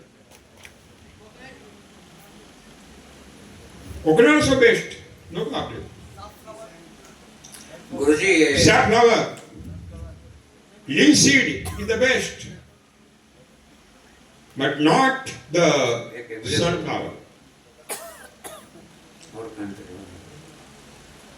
ये फोकस नहीं दिख रहा है लिखने का, आपका इमेज भी लाइट चालू करो क्या कुछ हाँ, करो ना। करो माड़ी ये थोड़ा ये एक प्रश्न हम ये खाना नहीं खाना वो सभी आप पूरा ये खाना वो खाना नहीं खाना सभी बोल के है अभी, लेकिन मेरा ससुर ये सभी बहुत अच्छा खाते थे और इसको तुप्पा के बिना खाता था ही नहीं। उन्हें 90 साल था और अभी मेरा भी उम्र 63 है। अभी मैं ये जो मिलेट सब बोलता है बहुत हार्ड रहता है। No, who said that millets hard? एक मिनट ये जो बोल देता हूँ हार्ड रहता है बोलता है, इसलिए मैं जो भी खाता हूँ ये तुप्पा के साथ बना कर ही खाता हूँ। मुझे अभी तक कुछ भी नहीं हुआ, इसके लिए क्या बोलता है आप? देखिए, एक मिनट में उत्तर दूंगा आपको। ಕನ್ನಡದಲ್ಲಿ ಸರ್ ಒಂದು ನಿಮಿಷ ಕನ್ನಡದಲ್ಲಿ ಹೇಳ್ಬೇಕಂತೆ. ಇದು ನಾವು ನಮ್ಮ ಮಾವರು 90 ವರ್ಷ ಇದ್ರು, ಅವ್ರಿಗೆ ಇವನ್ನೆಲ್ಲ ನೀವು ಏನೇನು ಬೇಡ ಅಂದ್ರೆ ಅದೆಲ್ಲನೇ ತಿಂದು ಚೆನ್ನಾಗಿತ್ತು. ತುಪ್ಪ ಇಲ್ಲದೇ ಅವ್ರು ಏನೂ ತಿಂತಾ ಇರಲಿಲ್ಲ. ಹಾಗೂ ನನಗೆ 63 ವರ್ಷ ಆಗಿದೆ. ನಾನು ಈ ಮಿಲೆಟ್ಸ್ನ ತಿನ್ನಬೇಕು ಅಂತ ಹೇಳೋದು ಅಂತ ಹೇಳಿ ಈ ಸಿರಿಧಾನ್ಯಗಳನ್ನ ಹೆಚ್ಚೆಚ್ಚು ತಿನ್ನೋಕೆ ಹೋದ್ರೆ ಅದು ಗಟ್ಟಿ ಪದಾರ್ಥ ಆಹಾರ ಅದು. ಮತ್ತೆ ಅದನ್ನು ಬಿಟ್ಟು ನಾನು ತುಪ್ಪವನ್ನೇ ಸೇರಿಸಿ ಎಲ್ಲವನ್ನೂ ತಯಾರಿಸಿ ನಾನು ತಿಂತಾ ಇದ್ದೀನಿ, ತುಂಬಾ ಚೆನ್ನಾಗಿದ್ದೀನಿ, ಇದಕ್ಕೆ ಏನು ಹೇಳ್ತೀರಾ ಅಂತ ಪ್ರಶ್ನೆ ಕೇಳಿದ್ದಾರೆ. ಗುರುಜಿ ಉತ್ತರ ಕೊಡ್ತಾರೆ. Before Green Revolution, nobody Indian was eating the wheat every day. No. They were eating millets. Very healthy, very healthy. No problem. No problem. ಇದು ಸ್ವತಂತ್ರ ಪೂರ್ವವಾಗಿ ನಮ್ಮವರೆಲ್ಲ ತಿಂತಾ ಇದ್ದಿದ್ದು ಇದನ್ನೇ. ಈ ಏನು ಹಸಿರು ಕ್ರಾಂತಿ ಅಂತ ಬಂತು ಅದಕ್ಕೆ ಮುಂಚೆಯಿಂದ ನಮ್ಮವರೆಲ್ಲ ತಿಂತಾ ಇದ್ದಿದ್ದು ಮಿಲೆಟ್ಸ್. ಮಿಲೆಟ್ಸ್ ಅಂದ್ರೆ ನೀವು ಮತ್ತೆ ಸಿರಿಧಾನ್ಯಕ್ಕೆ ಹೋಗಿ ಕೂತ್ಕೊಂಡ್ಬೇಡ್ರಿ. ತುಂಬಾ ಜನ ತಪ್ಪು ಅನ್ಕೊಂಡ್ಬಿಟ್ಟಿದ್ದಾರೆ. ನೀವು ಮಿಲೆಟ್ಸ್ ಅಂದ್ರೆ ಸಿರಿಧಾನ್ಯ ಅನ್ಕೊಂಡ್ಬಿಡ್ತೀರಿ, ಹಂಗಲ್ಲ. ಅದು ರಾಗಿ ಜೋಳ ಇವೆಲ್ಲ ಏನು ಹೇಳಿದ್ರು ತುಂಬಾ ಅಂಶಗಳು ಒಳ್ಳೆವು ಅಂತ ಅವನ್ನೇ ನಾವು ಮುಂಚೆಯಿಂದ ತಿಂತಾ ಇದ್ದಿದ್ದು. ಅವಾಗ ಕಲ್ಲುಗುಂಡಂಗಿದ್ದು 100 ವರ್ಷ ಬದುಕ್ತಾ ಇದ್ರು. ಯಾವುದೇ ರೀತಿಯಾದ ಗಟ್ಟಿ ಪದಾರ್ಥ ಅಲ್ಲ ಇದೆಲ್ಲ, ತುಂಬಾ ಆರೋಗ್ಯಕರ ಆಹಾರ ಅಂತ ಗುರುಜಿ ಹೇಳ್ತಾರೆ. Same mother and father, 2 children. Same mother and father, 2 children. One suffered by continuous illness, one is not suffered by any disease. Why? Food is same, mother love is same, everything is same. Why is suffering? Why is not suffering? ಒಂದು ತಾಯಿಗೆ ಇಬ್ರು ಮಕ್ಕಳಿಗೆ ಒಂದೇ ತರ ಸಾಕಿರ್ತಾರೆ, ಒಂದೇ ಆಹಾರ, ಪ್ರತಿಯೊಂದು ಒಂದೇ ತರ ಕೊಡ್ತಿದ್ರು. ಒಬ್ಬನಿಗೆ ಯಾವಾಗಲೂ ರೋಗಗ್ರಸ್ತವಾಗಿರ್ತಾನೆ, ಇನ್ನೊಬ್ಬ ರೋಗ ಮುಕ್ತವಾಗಿ ತುಂಬಾ ಆರೋಗ್ಯವಾಗಿರ್ತಾನೆ. ಯಾಕೆ? Because if your body is having the strong resistance power, immunity, you will not suffer by the cancer or the disease. If your immunity is lost, you definitely suffer by the cancer. That means the hereditary characters are coming in the children. If they are suffering by cancer, diseases, that means they are not having the immunity. Lost, their immunity is lost. But when there is strong immunity, he is not suffering by diseases. That immunity is coming hereditary also. ನಮಗೆ ಈ ರೋಗ ನಿರೋಧಕ ಶಕ್ತಿ ಅಥವಾ ರೋಗ ಪ್ರತಿರೋಧಕಗಳು ಅತಿ ಹೆಚ್ಚಿದ್ದಾಗ ಏನಾಗುತ್ತೆ ಅಂದ್ರೆ ನಮ್ಗೆ ಯಾವುದೇ ಒಂಥರ ರೋಗ ಬರೋದಿಲ್ಲ. ಯಾವಾಗ ಅದು ದುರ್ಬಲ ಆಗುತ್ತೆ ಅಥವಾ ಕಮ್ಮಿ ಆಗುತ್ತೆ ನಾವು ರೋಗಗ್ರಸ್ತರಾಗ್ತೀವಿ. ಇದು ಈ ಒಂದು ರೋಗ ನಿರೋಧಕತೆ ಅಥವಾ ವಿರೋಧ ಮಾಡುವಂಥ ಒಂದು ಶಕ್ತಿಯಿಂದ ಬರುತ್ತೆ. ನಮಗೆ ವಂಶಾವಳಿಯಿಂದ ಕೂಡ ಬರುತ್ತೆ. ನಮ್ಮೊಳಗೆ ಯಾರೋ ಒಬ್ಬರಿಗೆ ಕ್ಯಾನ್ಸರ್ ಇತ್ತು, ಹಿರಿಯರಿಗೆ ಅದಿತ್ತು ಅಂದರೆ ಅದು ಮುಂದುವರ್ಕೊಂಡು ಇಡೀ ಕೆಳಗಡೆಯಿಂದ ಹೋಗ್ತಾ ಅದು ಎಲ್ಲರಿಗೂ ಬರುವಂಥ ಒಂದು ಸಮಸ್ಯೆ ಸಾಧ್ಯತೆ ಇದೆ. ಆದರೆ ಯಾರು ಗಟ್ಟಿಯಾಗಿರ್ತಾರೆ, ಪ್ರತಿರೋಧಗಳು ಹೆಚ್ಚಿರ್ತವೋ, ಪ್ರತಿರೋಧ ಕೊಡುವಂಥ ಶಕ್ತಿ ಇದೆಯೋ ಅವ್ರಿಗೆ ಯಾವುದೇ ಕಾರಣಕ್ಕೂ ಯಾವ ರೋಗನೂ ಬರೋದಿಲ್ಲ. Everybody is taking eating the tobacco in last generation in the villages. Some were suffering by cancer, another were not suffering by the cancer. Why? ಕಳೆದ ಜನಾಂಗ ಕಳೆದ ಒಂದು ಸಂತತಿಯಿಂದ ಏನಾಗ್ತಿದೆ ಅಂದ್ರೆ ಹಳ್ಳಿಗಳಲ್ಲಿ ಅತಿ ಹೆಚ್ಚು ತಂಬಾಕು ಸೇವನೆ ಮಾಡ್ತಾ ಇದ್ದಾರೆ. ಇದರಿಂದ ಏನಾಗ್ತಾ ಇದೆ, ಕೆಲವರು ಮಾತ್ರ ತಂಬಾಕಿನಿಂದ ಸಮಸ್ಯೆ ಆಗ್ತದೆ, ಇನ್ನ ಕೆಲವರಿಗೆ ಆಗ್ತಿಲ್ಲ. ಯಾಕೆ? Resistance power, immunity. ಅದು ಪ್ರತಿರೋಧಕ ಶಕ್ತಿ ನಿಮ್ಮಲ್ಲಿ ಇತ್ತು ಅಂತ ಅಂದಾಗ ಯಾವುದು ಸಮಸ್ಯೆ ಬರೋದಿಲ್ಲ. Our immunity is having 4 military forces. Our immunity having 4 military forces. ಹಾ, ನಮಗೆ ಈ ಪ್ರತಿರೋಧಕ ಶಕ್ತಿ ಅನ್ನೋದಕ್ಕೆ ನಮಗೆ 4 ಸೈನಿಕ ಶಕ್ತಿ ಅಥವಾ ಪಡೆಗಳಿದ್ದಾವೆ.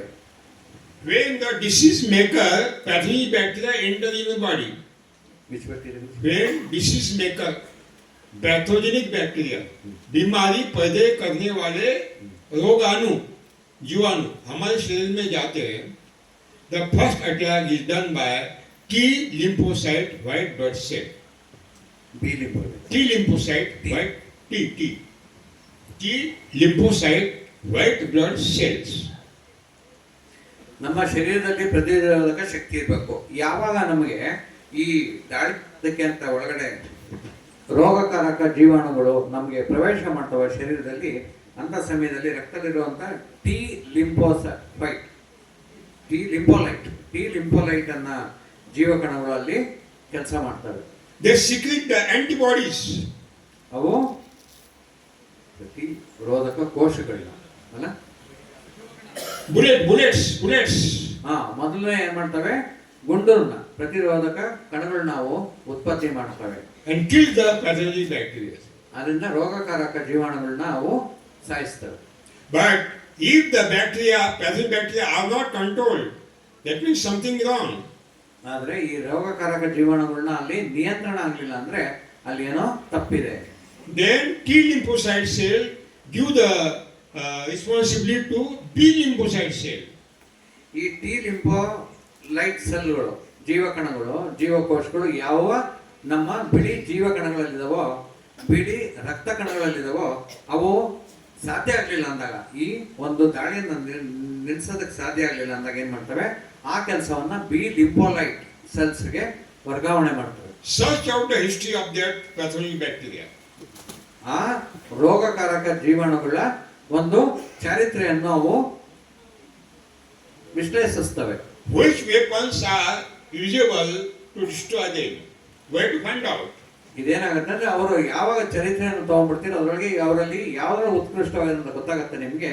ಹಾಗಾಗಿ ನಮ್ಗೆ ಯಾವ ಒಂದು ಆಯುಧ ತೆಗೆದು ಅವಕ್ಕೆ ದಾಳಿ ಮಾಡಿ ನಿರ್ನಾಮ ಮಾಡಬೇಕು ಅಂತ ಅವು ನಿರ್ಣಯ ಮಾಡಕ್ಕೆ ಅನುಕೂಲ ಆಗುತ್ತೆ. Then B lymphocyte cell, white blood cell, take the history of the study the history and promote this type of the bullets are essential, these are the weapons, and then B lymphocyte cell give the responsibility to neutrophils, white blood cells, neutrophil, to destroy the pathogenic bacteria. ಇದೇನಾಗತ್ತೆ ಅಂದ್ರೆ ಈ T ಲಿಂಫೋಲೈಟ್ ಸೆಲ್ಗಳು ಜೀವಕಣಗಳು ಮಾಡಕ್ಕಾಗ್ಲಿಲ್ಲ ಅಂದಾಗ ಏನ್ ಮಾಡ್ತವೆ, ಈ B ಲಿಂಫೋಲೈಟ್ ಸೆಲ್ಗಳಿಗೆ ಕಳಿಸ್ತವೆ. ಅಲ್ಲಿ ಇವು ಆ ಚರಿತ್ರೆಯನ್ನ ಪೂರ್ತಿ ಸ್ಕ್ಯಾನ್ ಮಾಡಿ ಅಥವಾ ಪೂರ್ತಿ ಅಧ್ಯಯನ ಮಾಡಿ ಏನ್ ಮಾಡ್ತವೆ, ಯಾವ್ಯಾವ ವಸ್ತು ರಾಸಾಯನಿಕ ಅದಕ್ಕೆ ಏನೇ ಅದನ್ನ ದಾಳಿ ಮಾಡಿದಾಗ ಈ ರೋಗಕಾರಕ ಜೀವಕೋಶಗಳು ಜೀವಕಣಗಳು ಸಾಯ್ತವೆ, ಜೀವಾಣುಗಳು ಸಾಯ್ತವೆ ಅನ್ನೋದು ಒಂದು ನಿರ್ಣಯ ತಗೊಂಡು ಇದೇನ್ ಮಾಡ್ತವೆ, ನ್ಯೂಟ್ರೋಫಿಲ್ ಅನ್ನೋ ಜೀವಕೋಶಗಳಿಗೆ ಅಲ್ಲಿ ಅವು ವರ್ಗಾಯಿಸ್ತವೆ. But some bacteria are not killed. They are taking any residence. They are hidden, and then the mesophils, white blood cell, search out those hidden bacteria, and they kill. ಇದೇನಾಗತ್ತಂದ್ರೆ ಈ ಮೂರನೇ ವರ್ಗಾಯಿಸ್ತದೆ, ಮೂರನೇ ಸೇನಾ ತುಕಡಿಗೆ.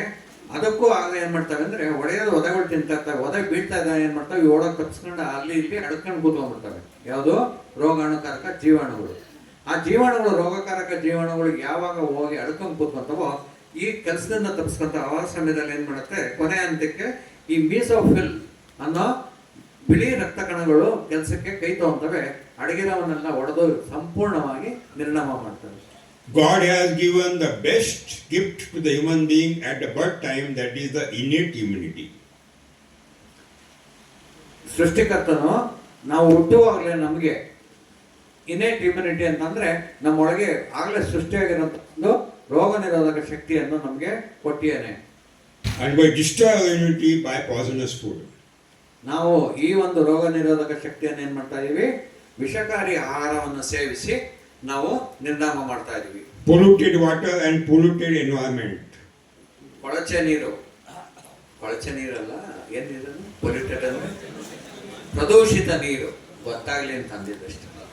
ಫಿಲ್ಟರ್ ನೀರು ಕುಡಿತಾರಲ್ಲ, ಕೊಳಚೆ ನೀರು ಅಂತ ಅಂತಾರೆ ಕೆಲವರು. ಪ್ರದೂಷಿತವಾಗಿರುವಂಥ ನೀರು, ಆಹಾರವನ್ನು ಗಾಳಿಯನ್ನು ಸೇವನೆ ಮಾಡೋದ್ರಿಂದ ನಾವು ವಿಷಕಾರಿ ಅಂಶವನ್ನು ಶರೀರಕ್ಕೆ ತಗೊಂತಾ ಇದ್ದೀವಿ.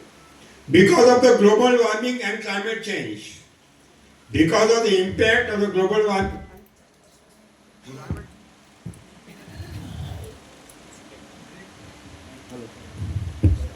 ಆಯ್ತು.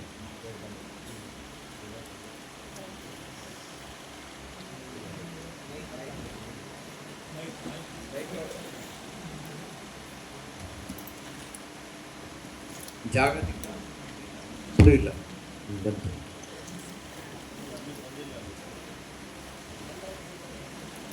Hello,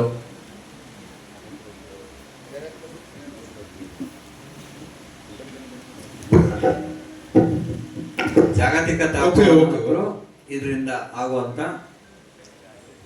because of the climate change, global warming and climate change, the genes are mutated automatically.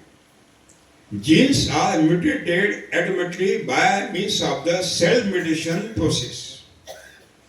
Swayam Utparivartan Kriya, cell mutation process.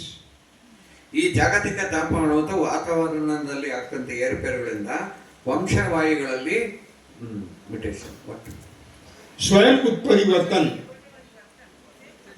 ಏನು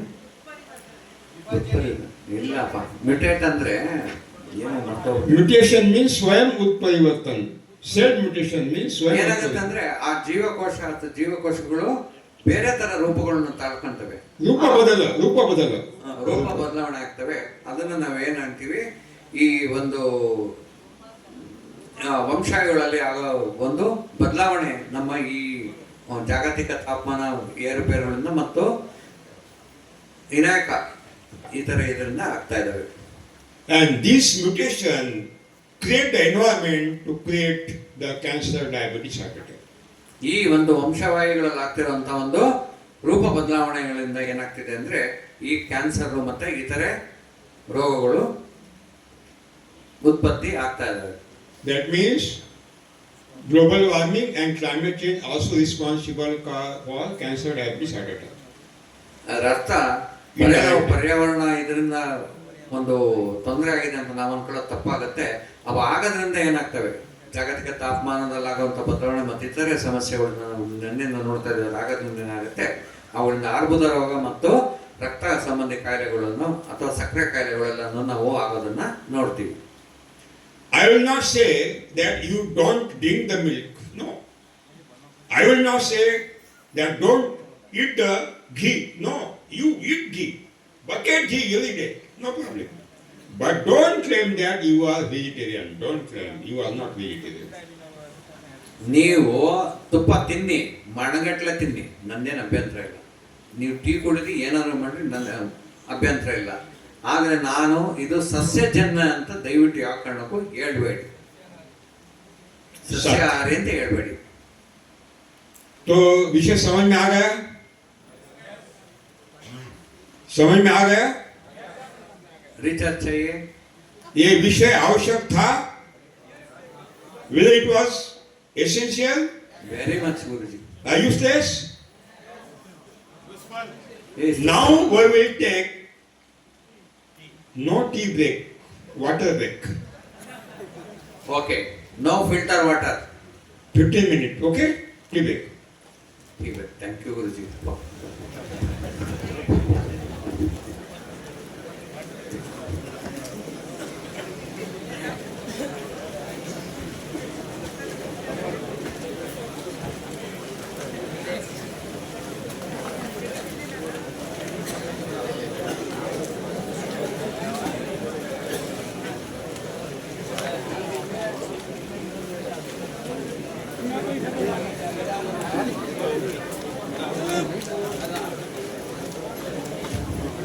ಹಲೋ, ಯಾರಾದರೂ ಟೊಯೋಟಾ ಇನೋವಾ ಗಾಡಿನಲ್ಲಿ ಯಾರು ಬಂದಿದ್ದೀರಿ? KA51 MV2182 Toyota Innova car KA512182 ನೀವಾ? ದಯವಿಟ್ಟು ನಿಮ್ಮ ಗಾಡಿನ ಒಂದು ಅಂಗಡಿ ಮುಂದೆ ನಿಲ್ಲಿಸಿದಿರಿ, ಅವ್ರಿಗೆ ತೊಂದರೆ ಆಗ್ತಾ ಇದೆ, ನಿಮ್ಮ ಗಾಡಿನಲ್ಲಿ ತೆಗೀರಿ. It is disturbing that shop.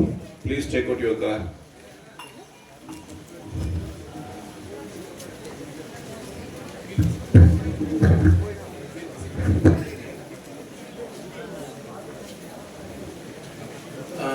ಏಳನೇ ತಾರೀಕು ಬೇರೆ ಬೇರೆ ತೋಟಗಳಿಗೆ ವಿಸಿಟ್ ಮಾಡೋರು ಯಾರೆಲ್ಲ ಇಂಟ್ರೆಸ್ಟ್ ಮಾಡಿದಿರಿ, ಯಾರು ಪೇ ಮಾಡಿದಿರಿ, ಓಕೆ. ಪೇ ಮಾಡದೇ ಇದ್ದವರು ಎನ್ಕ್ವೈರಿ ಹತ್ರ ಹೋಗಿ ಅಲ್ಲೊಂದು ಕೌಂಟರ್ ಇದೆ, ಅಲ್ಲಿ ರಿಜಿಸ್ಟರ್ ಮಾಡ್ಕೊಳ್ಳಿ.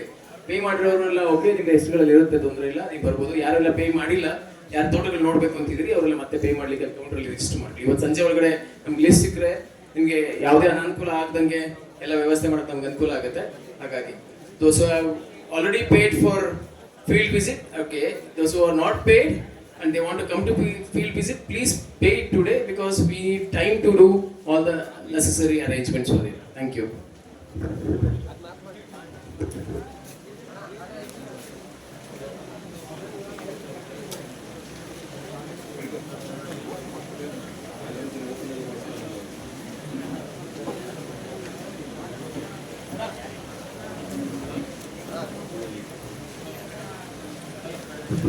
Hello.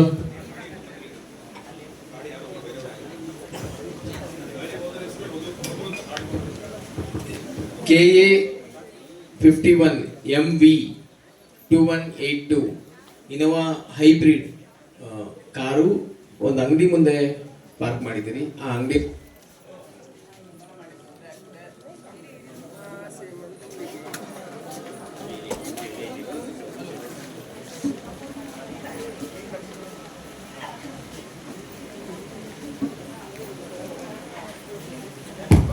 ಹಲೋ, ಅಂಗಡಿಯವ್ರಿಗೆ ವ್ಯಾಪಾರ ಮಾಡಿಕ್ಕೆ ತೊಂದರೆ ಆಗ್ತಿದೆ, ಆಮೇಲೆ ದಾರಿ ನಿಲ್ಲಿಸಿರೋದ್ರಿಂದ ಆ ಕಾರಣ ಬೇರೆ ಕಡೆಗೆ ನಿಲ್ಲಿಸಿ ಅಂತ ಬಂದು ರಿಕ್ವೆಸ್ಟ್ ಮಾಡ್ತಿದ್ದಾರೆ. ದಯಮಾಡಿ ಈ ಕಾರಿನ ಓನರ್ ಯಾರು ನೋಡಿ. ಓಕೆ.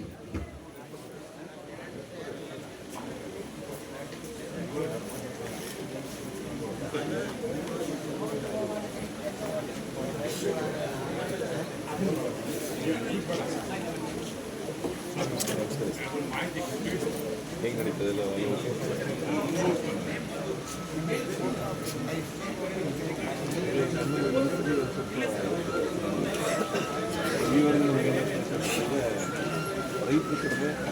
ಆಮೇಲೆ ಬಂದಿದ್ದಕ್ಕೆ ಬೆಂಗಳೂರಿಗೆ ಹೋಗೋಣ ನೈಟ್. ಶರ್ಮಾ